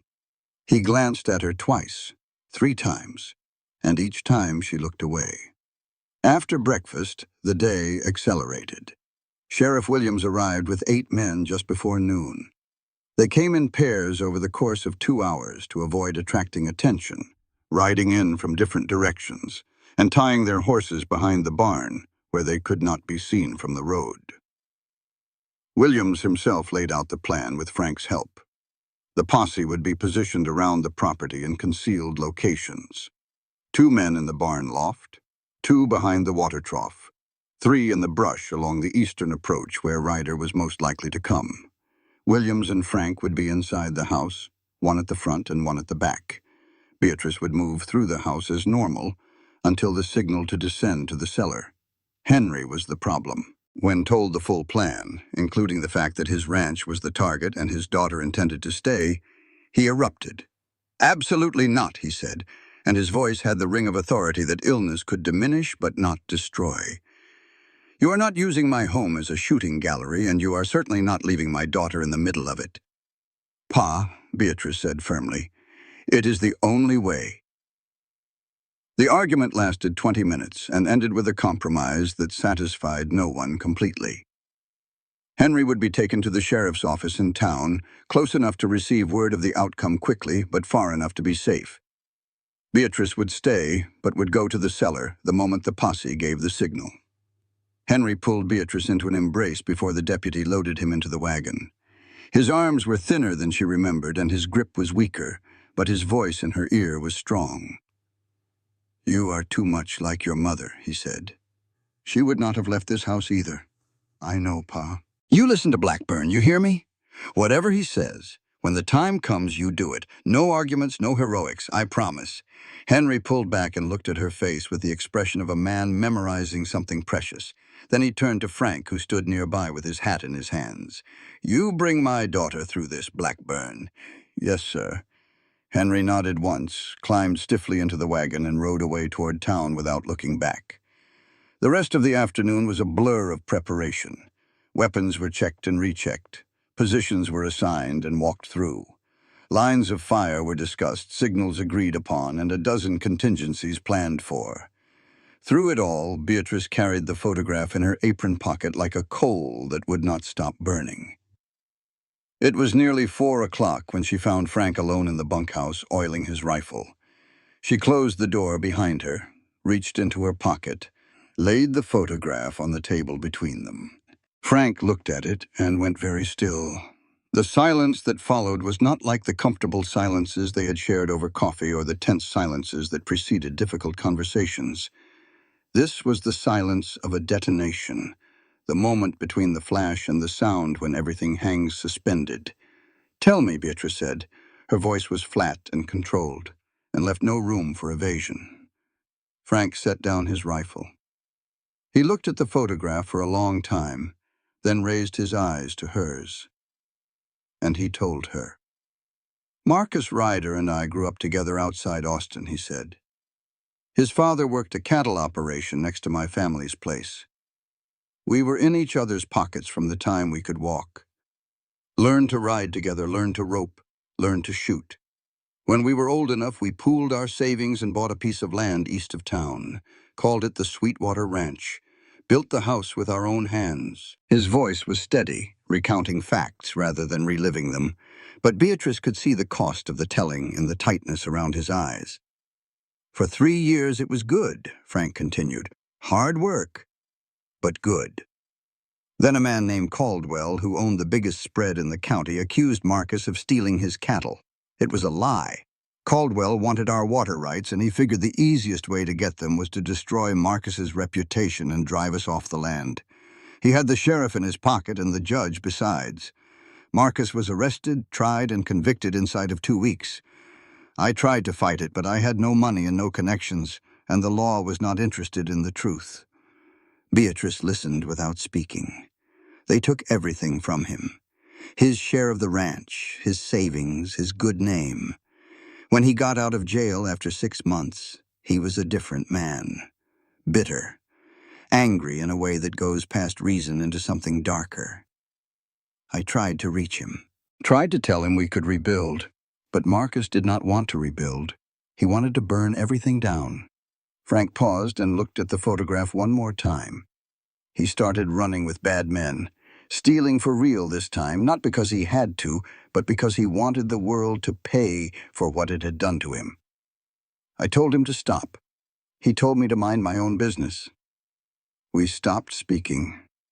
And then, Beatrice said quietly, and then one night, about 3 years ago, Marcus and his gang hit a ranch 12 miles from our place. A family named Greer. They were not wealthy people, just homesteaders, with a few head of cattle and a house they had built themselves. Marcus said he was only going to take the livestock. He said nobody would get hurt. Frank's voice changed. The professional detachment crumbled, and what was underneath was raw. My sister Carolyn was visiting the Greers that night. She was friends with their daughter. She was 20 years old, and she had her whole life ahead of her, and she was in the wrong place because Marcus Ryder could not keep his word. Beatrice felt the air leave her lungs. There was gunfire, Frank said. One of his men got jumpy, started shooting. By the time it was over, Carolyn was lying in the dirt with a bullet in her chest, and Marcus was riding away in the dark. He closed his eyes. She died in my arms. It took about 15 minutes. She kept asking me to tell her it would be all right, and I kept telling her it would, and we both knew I was lying. The bunkhouse was very quiet. Outside, men were preparing for a gunfight, checking weapons and taking positions and steeling themselves for violence. Inside, the violence was of a different kind. I have been chasing Marcus for 3 years, Frank said. Not just for the bounty, not just for justice. I have been chasing him because I need to look him in the eye and ask one question. Did you know she was there? Was it carelessness, or did you know and ride in anyway? Beatrice took a breath that shuddered on the way in. You owed me this truth from the first day. I know. And you kept it from me. You let me believe this was just a job, that you were just a bounty hunter doing his work when the whole time you have been carrying something that could blow up this entire plan. I know. She stood with her arms folded and her jaw set and her eyes burning, and Frank watched her and waited for the verdict. If you face Ryder tonight, Beatrice said slowly, and you choose revenge over taking him alive, what happens to the plan? What happens to the evidence against Monroe? What happens to my ranch? She paused. What happens to us? Frank had no answer. That was the terrifying truth at the heart of it. He did not know what he would do when he looked into Marcus Ryder's eyes. He had imagined it 1,000 times over 3 years, and in every imagining it ended differently. Beatrice uncrossed her arms. She did not say, I forgive you, and she did not say, I hate you, and she did not say, I understand. What she said was worse than any of those things because it demanded more than any of them. Tonight, you have to choose, she said, your past or our future. Then she turned and walked out of the bunkhouse and back to the house, and the door closed behind her with a sound that felt a great deal like a door closing on everything Frank had been for the last 3 years. The sunset that evening was the color of blood. Frank stood outside the bunkhouse and watched it and thought about choices, and felt more afraid than he had ever been in his life. Not afraid of the coming fight. That was a fear he understood. A clean, simple fear with rules and edges. He was afraid of what he might become in the next 12 hours. Afraid of what he might choose when the moment came. Afraid that Beatrice Porter was right, that the man she was beginning to trust, maybe beginning to love, might not be the man she thought he was. 11 o'clock. Beatrice counted the minutes by the ticking of the grandfather clock in the corner of the main room. Each tick was a reminder that the darkness outside the windows was not empty, that somewhere in that darkness men were moving with guns and bad intentions, and that the thin walls of her home were the only thing between her and whatever was coming. She moved from room to room the way Frank had instructed, maintaining the appearance of a normal evening. Kitchen to parlor, parlor to bedroom, bedroom back to the kitchen, lighting lamps, adjusting curtains, occasionally pausing at a window where she would be visible from outside. A young woman alone in a ranch house, oblivious to danger, going about her evening routine. The act felt absurd and terrifying in equal measure. Frank was a shadow near the back door, crouched below the window line with his rifle across his knees.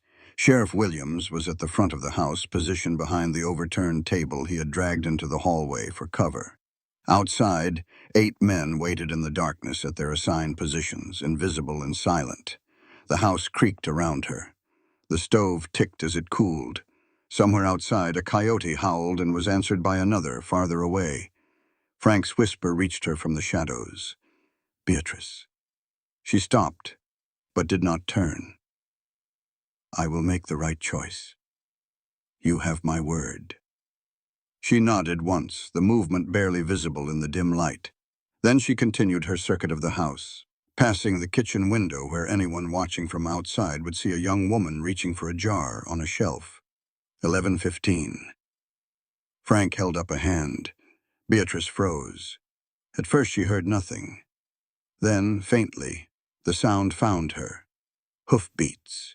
Not the sharp, rapid cadence of a single horse moving fast, but the soft, deliberate rhythm of several horses moving slowly. They were coming from the east, from the direction Frank had predicted, approaching at a walk to minimize noise. Beatrice's heart was beating so hard she could feel it in her throat, in her fingertips, in the soles of her feet. Frank gestured toward the kitchen. "Cellar. Now." She moved. The cellar door was a wooden trapdoor in the kitchen floor, heavy but well balanced on its hinges. She lifted it quietly and descended the 4 rough steps into the cool, dark space below. It smelled of earth and old root vegetables, and the faint sweetness of the wine bottles her father had stored down here in better days. She left the door slightly open. She could not bear to be completely sealed off from what was about to happen. Through the crack she could see a sliver of the kitchen floor, the legs of the table, the edge of the stove. She could hear Frank moving to his position at the back door, the soft click of a rifle being cocked, then silence. The front door exploded inward. The crash of splintering wood was followed instantly by boots on the floorboards, heavy and fast, men pouring into the house with the practiced urgency of a group that had done this many times before. "Find the girl," a voice commanded. It was cold and precise, and it carried the authority of a man accustomed to being obeyed without question. "Ryder." Boots moved through the main room. A lamp was knocked over and shattered. Footsteps on the stairs to the second floor. A door being kicked open above. "She's not up here," someone called down. Then the night split apart. The first shot came from the barn loft, a sharp crack that was followed half a second later by the crash of return fire. Then the men outside opened up from their positions, and the house became the center of a maelstrom of gunfire that shattered windows, punched holes through walls, and filled the air with the acrid smell of powder smoke. Inside the house, chaos. Frank fired from his position at the back door, the rifle booming in the confined space. Williams fired from the front hallway. The outlaws who had entered the house scrambled for cover, overturning furniture, firing wildly at the muzzle flashes. Beatrice pressed herself against the cellar wall and covered her ears, but the sound was too enormous to block out. Bullets thudded into wood above her head. Plaster dust sifted down from the ceiling. She could hear men shouting, cursing, the heavy thuds of bodies hitting the floor. "It is a trap!" someone screamed. "Ambush! Get out!" More gunfire. Then a new sound, closer, more horrible. The scrape and drag of a wounded man crawling across the kitchen floor. Through the crack in the cellar door, Beatrice saw boots, then knees as the man collapsed to the floor and began pulling himself forward on his elbows. He left a dark trail on the worn boards. Blood. It was Tucker. She recognized him by his boots and by the battered hat that had fallen off and lay beside the stove. He had been hit in the shoulder and was dragging himself toward the back door, whimpering with each movement. His face was pale and sweating, and his eyes were wild with pain and fear. Then his eyes found the cellar door. Beatrice stopped breathing. Tucker changed direction. He crawled toward the trap door with the desperate focus of a drowning man reaching for a piece of driftwood. His bloodied hand found the edge of the door and yanked it fully open, and the lamplight from the kitchen poured down into the cellar and illuminated Beatrice standing at the bottom of the steps with a wine bottle gripped in both hands. "Well, well," Tucker wheezed. He tried to grin, but it came out as a grimace. "Found you, girl." "Stay back," Beatrice said. Her voice was steady. Her hands were not. Tucker started down the steps one at a time, his good arm braced against the wall. Come on up. You are my way out of here. Nobody shoots at a man with a woman in front of him. Beatrice gripped the bottle tighter. She remembered what Frank had told her during one of their strategy sessions. If someone gets close, do not swing wild. Wait until they are within arm's reach. Make it count. She waited. Tucker reached the bottom step. He lunged for her, his good hand grabbing for her arm. Beatrice swung the bottle with every ounce of strength she had. She aimed for the side of his head, and the heavy glass connected with a crack that she felt all the way up her arms. The bottle shattered. Tucker crumpled to the dirt floor of the cellar and did not move. Beatrice stood over him, breathing hard, the broken neck of the bottle still clutched in her trembling hand. Above her, the gunfire was dying down, replaced by shouted commands and the sounds of men being ordered to drop their weapons. "Beatrice," Frank's voice calling from the kitchen. "Beatrice, are you all right?" Relief washed through her like warm water. "Down here," she called back. "Tucker found the cellar. I dealt with it." Frank appeared at the top of the steps, his face streaked with powder smoke, his eyes scanning the cellar in one quick sweep. He took in the scene, Tucker unconscious on the floor, Beatrice standing over him with the broken bottle, and something moved across his face that was too complex for a single word. Pride and fear and relief and something else, something deeper, all passing through like weather across open sky.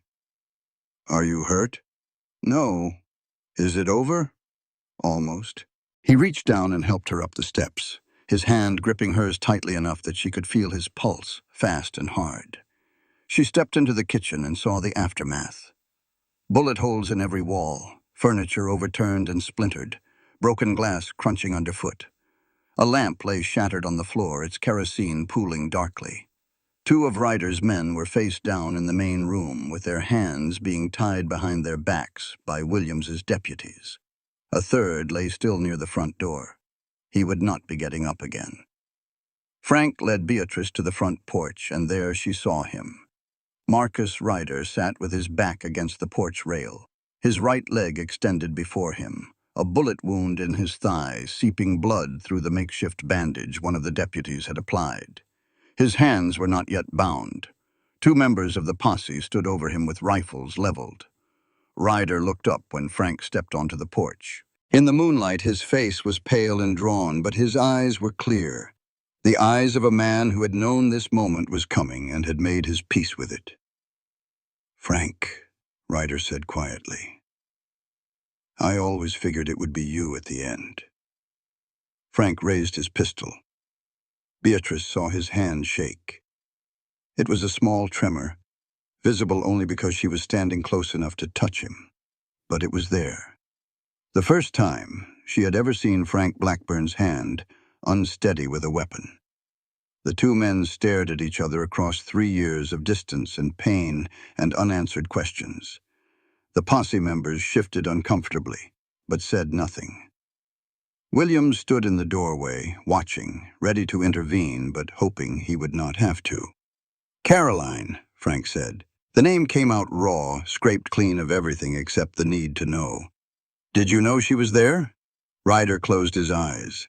The silence stretched until Beatrice could hear her own heartbeat, and the creak of the windmill, and the distant sound of one of the posse's horses pawing the ground. "No," Ryder said at last. He opened his eyes and met Frank's gaze. "I did not know. My men were supposed to take the cattle and leave. Nobody was supposed to get hurt. But Jennings got spooked by a dog barking and started shooting, and by the time I stopped it, he broke off. She was already down. Frank's finger rested on the trigger. Beatrice did not speak, did not touch him, did not try to influence his decision with words or gestures. She simply stood beside him and let him feel her presence. The weight of the living, breathing, hoping future standing next to the cold pull of the dead and grieving past. The seconds stretched like taffy. Frank lowered the gun. "Get up, Marcus," he said. His voice was exhausted, drained of rage, emptied of everything except a weary resolve that Beatrice found more moving than any declaration could have been. "You are going to stand trial." Ryder nodded slowly. He did not argue, did not beg, did not try to run.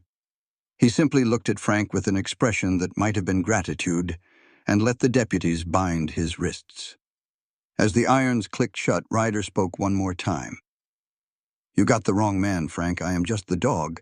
You want the master, look up the hill, at the biggest house in the county." Frank and Beatrice exchanged a glance. Monroe. The fight was not over. The morning after the ambush brought new light and an old truth. When Henry Porter looked into Frank Blackburn's eyes on the porch of the ranch house at dawn, both men knew the time for pretending was over. The ranch was a mess. Bullet holes pocked the walls of the main house. 2 windows were shattered and boarded over with scrap lumber. The front door hung crooked on one hinge where it had been kicked in. Glass and plaster dust and spent cartridges littered the floor inside, and the dark stain of Tucker's blood mapped his crawl across the kitchen boards. But the house was standing. The barn was undamaged. The horses were safe. And most importantly, the people who mattered were alive. Henry had arrived from town at first light, riding in the sheriff's wagon with a deputy who tried and failed to keep him there until the all-clear was given. When he saw Beatrice standing on the porch, whole and unharmed, his face crumpled in a way that Beatrice had only seen once before, on the day they buried her mother. He held her for a long time without speaking. Then he held her at arm's length and examined her face as if checking for damage that might not show on the surface. "You are all right," he said. "Not a question." "I am all right, Pa." They sat on the porch, the 3 of them, Henry and Beatrice and Frank, watching the sun climb over the eastern ridge and paint the damaged ranch in shades of gold that made even the bullet holes look almost beautiful. The posse had departed with Ryder and Tucker and the surviving gang members, heading for the county jail in Sloan. 2 of Ryder's men had died in the ambush. 1 had escaped in the confusion, riding hard to the north, and Williams had sent 2 men after him. Henry sat in his chair with his walking stick across his knees, and his eyes moving between Frank and Beatrice with the knowing expression of a man who has been paying attention for longer than anyone suspects. "I have something to tell you both," Henry said. "Something I should have told you days ago." Frank straightened. Henry spoke slowly, choosing his words with the care of a man building a fence, one board at a time. "3 years ago," he said, "a young woman passed through Sloan on her way from Texas to California. She stopped in town for a few days, stayed at the boarding house, came out to the ranch to buy fresh milk. She had blonde hair and a smile that reminded me of someone, though I could not place who at the time." Frank went very still beside Beatrice. She could feel the tension radiating from him like heat from a stove. Her name was Caroline Blackburn. The silence that followed was absolute. Beatrice looked at Frank and saw his face change, the color draining out of it, the muscles around his jaw going tight, his eyes filling with something so intense and so private that she almost looked away. "She talked about her brother," Henry continued, "about their ranch in Texas, about a friend named Marcus who was heading down a dark road. She was worried about her brother. She said he was too stubborn for his own good, which struck me as a quality she shared in full measure." He paused and looked directly at Frank. "She sat in the very chair you are sitting in now, Blackburn. Drank a glass of milk and told me her brother was the best man she knew. 2 weeks later, I heard she had been killed." Frank lowered his head, his shoulders hunched as if absorbing a blow. And when the tears came, they were silent, running down his dust-streaked face without sound. Beatrice reached over and took his hand. His fingers closed around hers and held on. "When I heard your name from Sheriff Williams," Henry said, "I knew who you were. I did not invite you to stay because I needed another gun, son. Though that was convenient enough. I invited you to stay because I owed your sister a kindness, and because she spoke of you with such pride and such love that I wanted to see for myself what kind of man you were." Frank wiped his eyes with the back of his hand. He did not speak for a long time. Then, in a voice that was rough and broken and honest, he said the only thing there was to say. "Thank you, sir." Henry nodded. "Now," he said, settling back in his chair, "let us talk about how to finish what you started." The plan came together quickly. Tucker, facing trial and the prospect of a long sentence at the territorial prison, had agreed to testify against Monroe in exchange for the court's consideration. His testimony, combined with the land records Frank had found at the county office, painted a clear picture of the scheme. But Williams wanted more. He wanted Monroe to incriminate himself. "I will do it," Beatrice said. Both men turned to look at her. "Monroe expects us to be broken by the raid. If I go to him tomorrow, shaken and scared, tell him I want to sell the ranch before something worse happens, he will think he has won. People who think they have won get careless. He will say something that gives him away. And Williams will be there to hear it," Frank objected. Frank. His objections were thorough and well-reasoned, and Beatrice listened to every one of them and then said, "You had your chance to prove yourself last night. Now it is my turn." The room went quiet. Henry looked at Frank. Frank looked at Beatrice. Beatrice looked at neither of them. She looked at the wall where a bullet hole showed through the wallpaper her mother had hung 20 years ago, and her jaw was set in the way that both men had learned to recognize as the end of all argument. Frank sighed. "All right, but Williams and I will be close. If anything goes wrong, we come in." "Agreed." Henry shook his head slowly. "Like her mother," he said. "Lord help us all." Beatrice spent the evening cleaning the house and preparing for the next day. She swept up glass and plaster dust, scrubbed Tucker's blood from the kitchen floor, and hung a blanket over the broken windows to keep out the cold. When the house was as clean as it was going to get, she went to her room and laid out her best dress, a deep green cotton with white trim that her mother had sewn and that Beatrice had altered to fit herself. She looked at her reflection in the small mirror above her dresser. The face looking back at her was different from the one that had stared at wanted posters outside the sheriff's office a week ago. That woman had been desperate and alone. This one was still afraid, but the fear had been reshaped by action and purpose and the knowledge that she was not fighting alone anymore.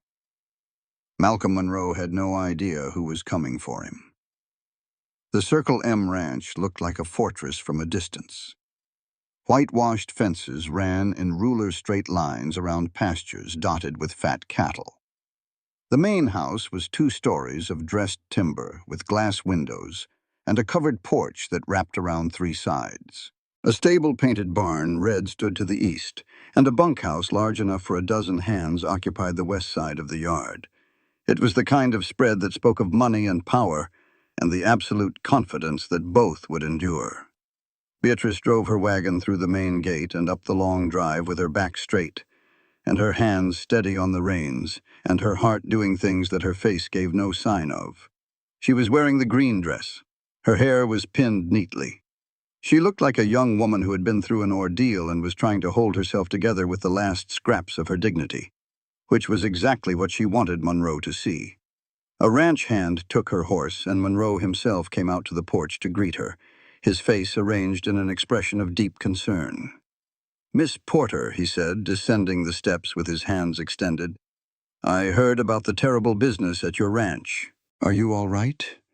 Is your father well?" "We are alive," Beatrice said, and she let her voice carry the tremor that she knew Monroe would interpret as vulnerability. "But the ranch is torn to pieces. The house has bullet holes in every wall. Half our supplies were destroyed." She paused and swallowed visibly. "I do not know how much more we can take, Mr. Monroe." Monroe guided her into his study with a hand on her elbow, all solicitude and concern. The study was a fine room, paneled in dark wood, with a large desk and leather chairs, and a painting of cattle on an open range that must have cost more than everything in Beatrice's house combined. "Please, sit down," Monroe said, pouring her a glass of water from a crystal pitcher. "Tell me everything." Beatrice sat and told him a carefully edited version of the night's events. She left out the ambush, the arrests, and Frank's role entirely. Instead, she painted a picture of a helpless young woman and her sick father, caught in a raid they could neither predict nor prevent. Monroe listened with the attentive sympathy of a man who had practiced attentive sympathy the way other men practiced their draw. When she finished, he shook his head slowly. "This is exactly what I feared," he said. "I have been telling the sheriff for months that more needs to be done about these outlaws. Small ranches like yours are sitting targets. Beatrice looked down at her hands. That is why I am here, Mr. Monroe. I have been thinking about the future, and I am not sure there is one for us on that ranch anymore. Pa is too sick to rebuild. I am one woman trying to do the work of 4 men, and the bank wants its money by end of month. She raised her eyes to his face and let him see the tears she had summoned, real tears, because all she had to do was think about the bullet holes in her mother's wallpaper, and the moisture came freely. I was wondering, she said softly, whether you might be interested in purchasing our land. Monroe's expression did not change, but something shifted behind his eyes. A light that had nothing to do with sympathy and everything to do with calculation. He was careful. She had expected him to be. He began with expressions of reluctance, protests that he would hate to see the Porters lose their family home, suggestions that perhaps there were other options. Beatrice countered each one. The bank will not wait. We have no money for repairs. Another winter without adequate shelter for the stock will finish us, even if the outlaws do not come back. Slowly, methodically, she led him to the place she needed him to be. And Monroe, believing he was dealing with a frightened girl who had reached the end of her rope, allowed himself to be led. He named a price. It was insultingly low, less than a third of the land's value, and Beatrice pretended to consider it. That is a generous offer, she said, though it is less than I had hoped. Monroe spread his hands. These are difficult times, Miss Porter. Land values have dropped since the raids began. I wish I could offer more, but I have to be realistic about the market. Of course, Beatrice said. She paused, then added with the practiced hesitation of someone thinking out loud, I just wish there had been some warning. Who could have known raiders would target a small place like ours? And there it was. The opening. The question hanging in the air like a baited hook. Monroe took it. As a matter of fact, he said, leaning back in his chair with the ease of a man who believes himself among friends, I had heard beforehand that your ranch might be in for some trouble. There were rumors. I should have warned you sooner, and I am sorry for that. The words landed in the room like a stone in still water. Heard beforehand, Beatrice repeated, keeping her voice mild. From whom, Mr. Monroe? She watched the realization arrive. It crossed Monroe's face the way a shadow crosses the ground when a cloud passes over the sun, quick and total and cold. His mouth opened slightly. His hands, resting on the arms of his chair, tightened. The study door opened. Sheriff Williams stepped in first, his badge catching the light from the window. Frank came in behind him, and behind Frank stood Deputy Reed with a pair of iron shackles in his hands. Monroe's composure shattered like glass. He surged to his feet. Now hold on. Whatever this girl has told you, she is lying. I am a respected member of this community. You cannot simply barge into my home and accuse me. Nobody has accused you of anything yet, Mr. Monroe, Williams said evenly. But I reckon now would be a good time. Malcolm Monroe, you are under arrest for conspiracy to commit robbery, fraud, and accessory to assault. Tucker has given a full statement. We have the land records. And Miss Porter here just heard you admit to having foreknowledge of the raid on her property. Monroe turned to Beatrice with an expression that mixed fury and disbelief. You set me up. Beatrice stood. She met his gaze without flinching. You set yourself up, Mr. Monroe. You have been setting up every rancher in this county for the past year. The difference is that this rancher set you up right back. Monroe lunged toward her, and Frank moved with the speed that had made him one of the most successful bounty hunters in the territory, stepping between them with one arm across Monroe's chest and his other hand on his pistol. That is close enough, Frank said quietly, and the quiet was more threatening than any shout could have been. Reed applied the shackles. Monroe sputtered about lawyers and influential friends and how they would all pay for this outrage, and Williams listened to all of it with the patient expression of a man who has heard similar speeches from better men and worse. You will be held in the county jail pending arraignment, Williams informed him. Mr. Ryder and Mr. Tucker will be tried by the territorial court. I expect you will face the district court yourself. The territorial governor has been notified, and a commission will be reviewing your land acquisitions. Monroe was led out of his own house in irons, past his own ranch hands who watched in stunned silence, past the whitewashed fences and the fat cattle, into the back of a wagon that would carry him to a cell that was considerably less elegant than his study. Beatrice watched him go and felt something she had not expected. Not triumph, not satisfaction, but a deep bone-level weariness, as though the tension that had been holding her upright for the past week had suddenly let go, and there was nothing left but exhaustion and relief. Frank came to stand beside her. "It is done," he said. "Not done," she corrected, "but started. There will be trials and testimony and Lord knows what else." "What?" She looked at him. "But the ranch is safe." He nodded.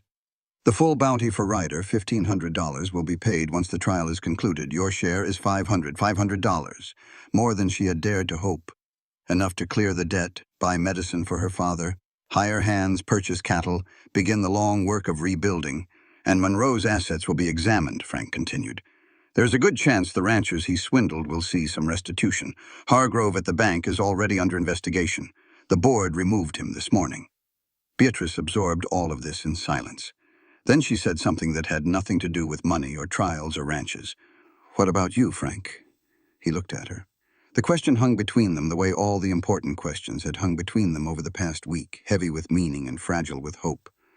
"What about me? Ryder is caught. The job is done. The bounty will be paid." She kept her voice steady, but her heart was hammering. "Is there a reason for you to stay?" Frank was quiet for a long time. He looked at the mountains to the west, where the afternoon sun was starting its descent. He looked at the ranch in the distance, battered but standing. He looked at Beatrice, standing in her green dress with her hair coming loose from its pins and dirt on her boots, and the fierce, clear eyes that had captured his attention outside the sheriff's office a lifetime ago. "I would like to speak with your father," he said. "About what?" "About asking his permission to stay, not in the bunkhouse." He paused, and the corners of his mouth curved in the small, hesitant smile that Beatrice had come to know and to love. "Stay for good." Beatrice felt the smile break across her face before she could stop it. A real smile, the first one she had worn in months, that carried no weight of worry or fear or desperation. Just warmth, just happiness. Just the simple, uncomplicated joy of hearing the words she had been afraid to hope for. "He will say he knew before you did," she said. Frank laughed. It was a real laugh, too, the first she had heard from him, and the sound of it was like rain on dry ground. He took her hand. She let him. And they stood together in the yard of Malcolm Monroe's ranch, surrounded by the wreckage of a scheme that had been built on greed and cruelty, and they looked toward a future that neither of them had dared to imagine a week ago, but that both of them could now see as clearly as the Nevada sky above them. Before he was transported to the territorial prison to await trial and sentencing, Frank visited Marcus Ryder one last time at the county jail. Ryder was sitting on the cot in his cell, his wounded leg extended, his back against the wall. He looked up when Frank appeared on the other side of the bars.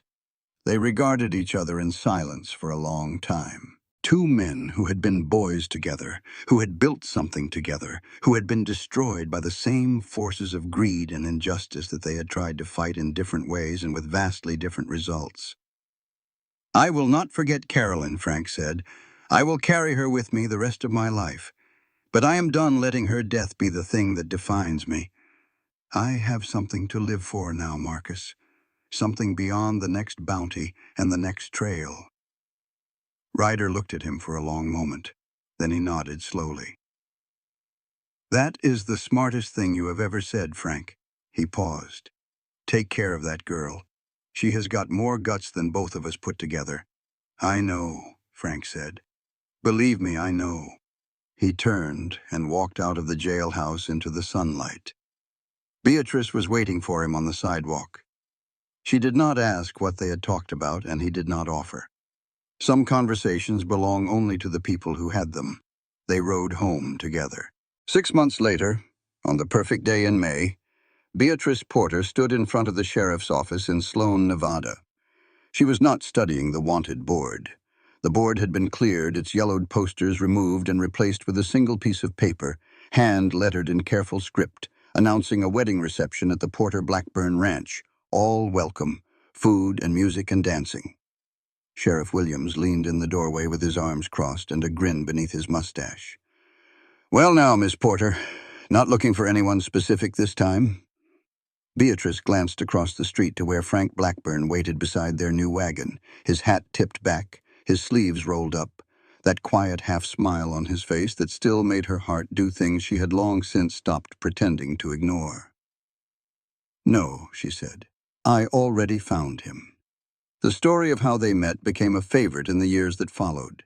Their children, 2 boys and a girl, would beg to hear it at bedtime. "Tell us about the wanted posters, Mama. Tell us about the night the outlaws came. Tell us about the bottle you broke over the bad man's head."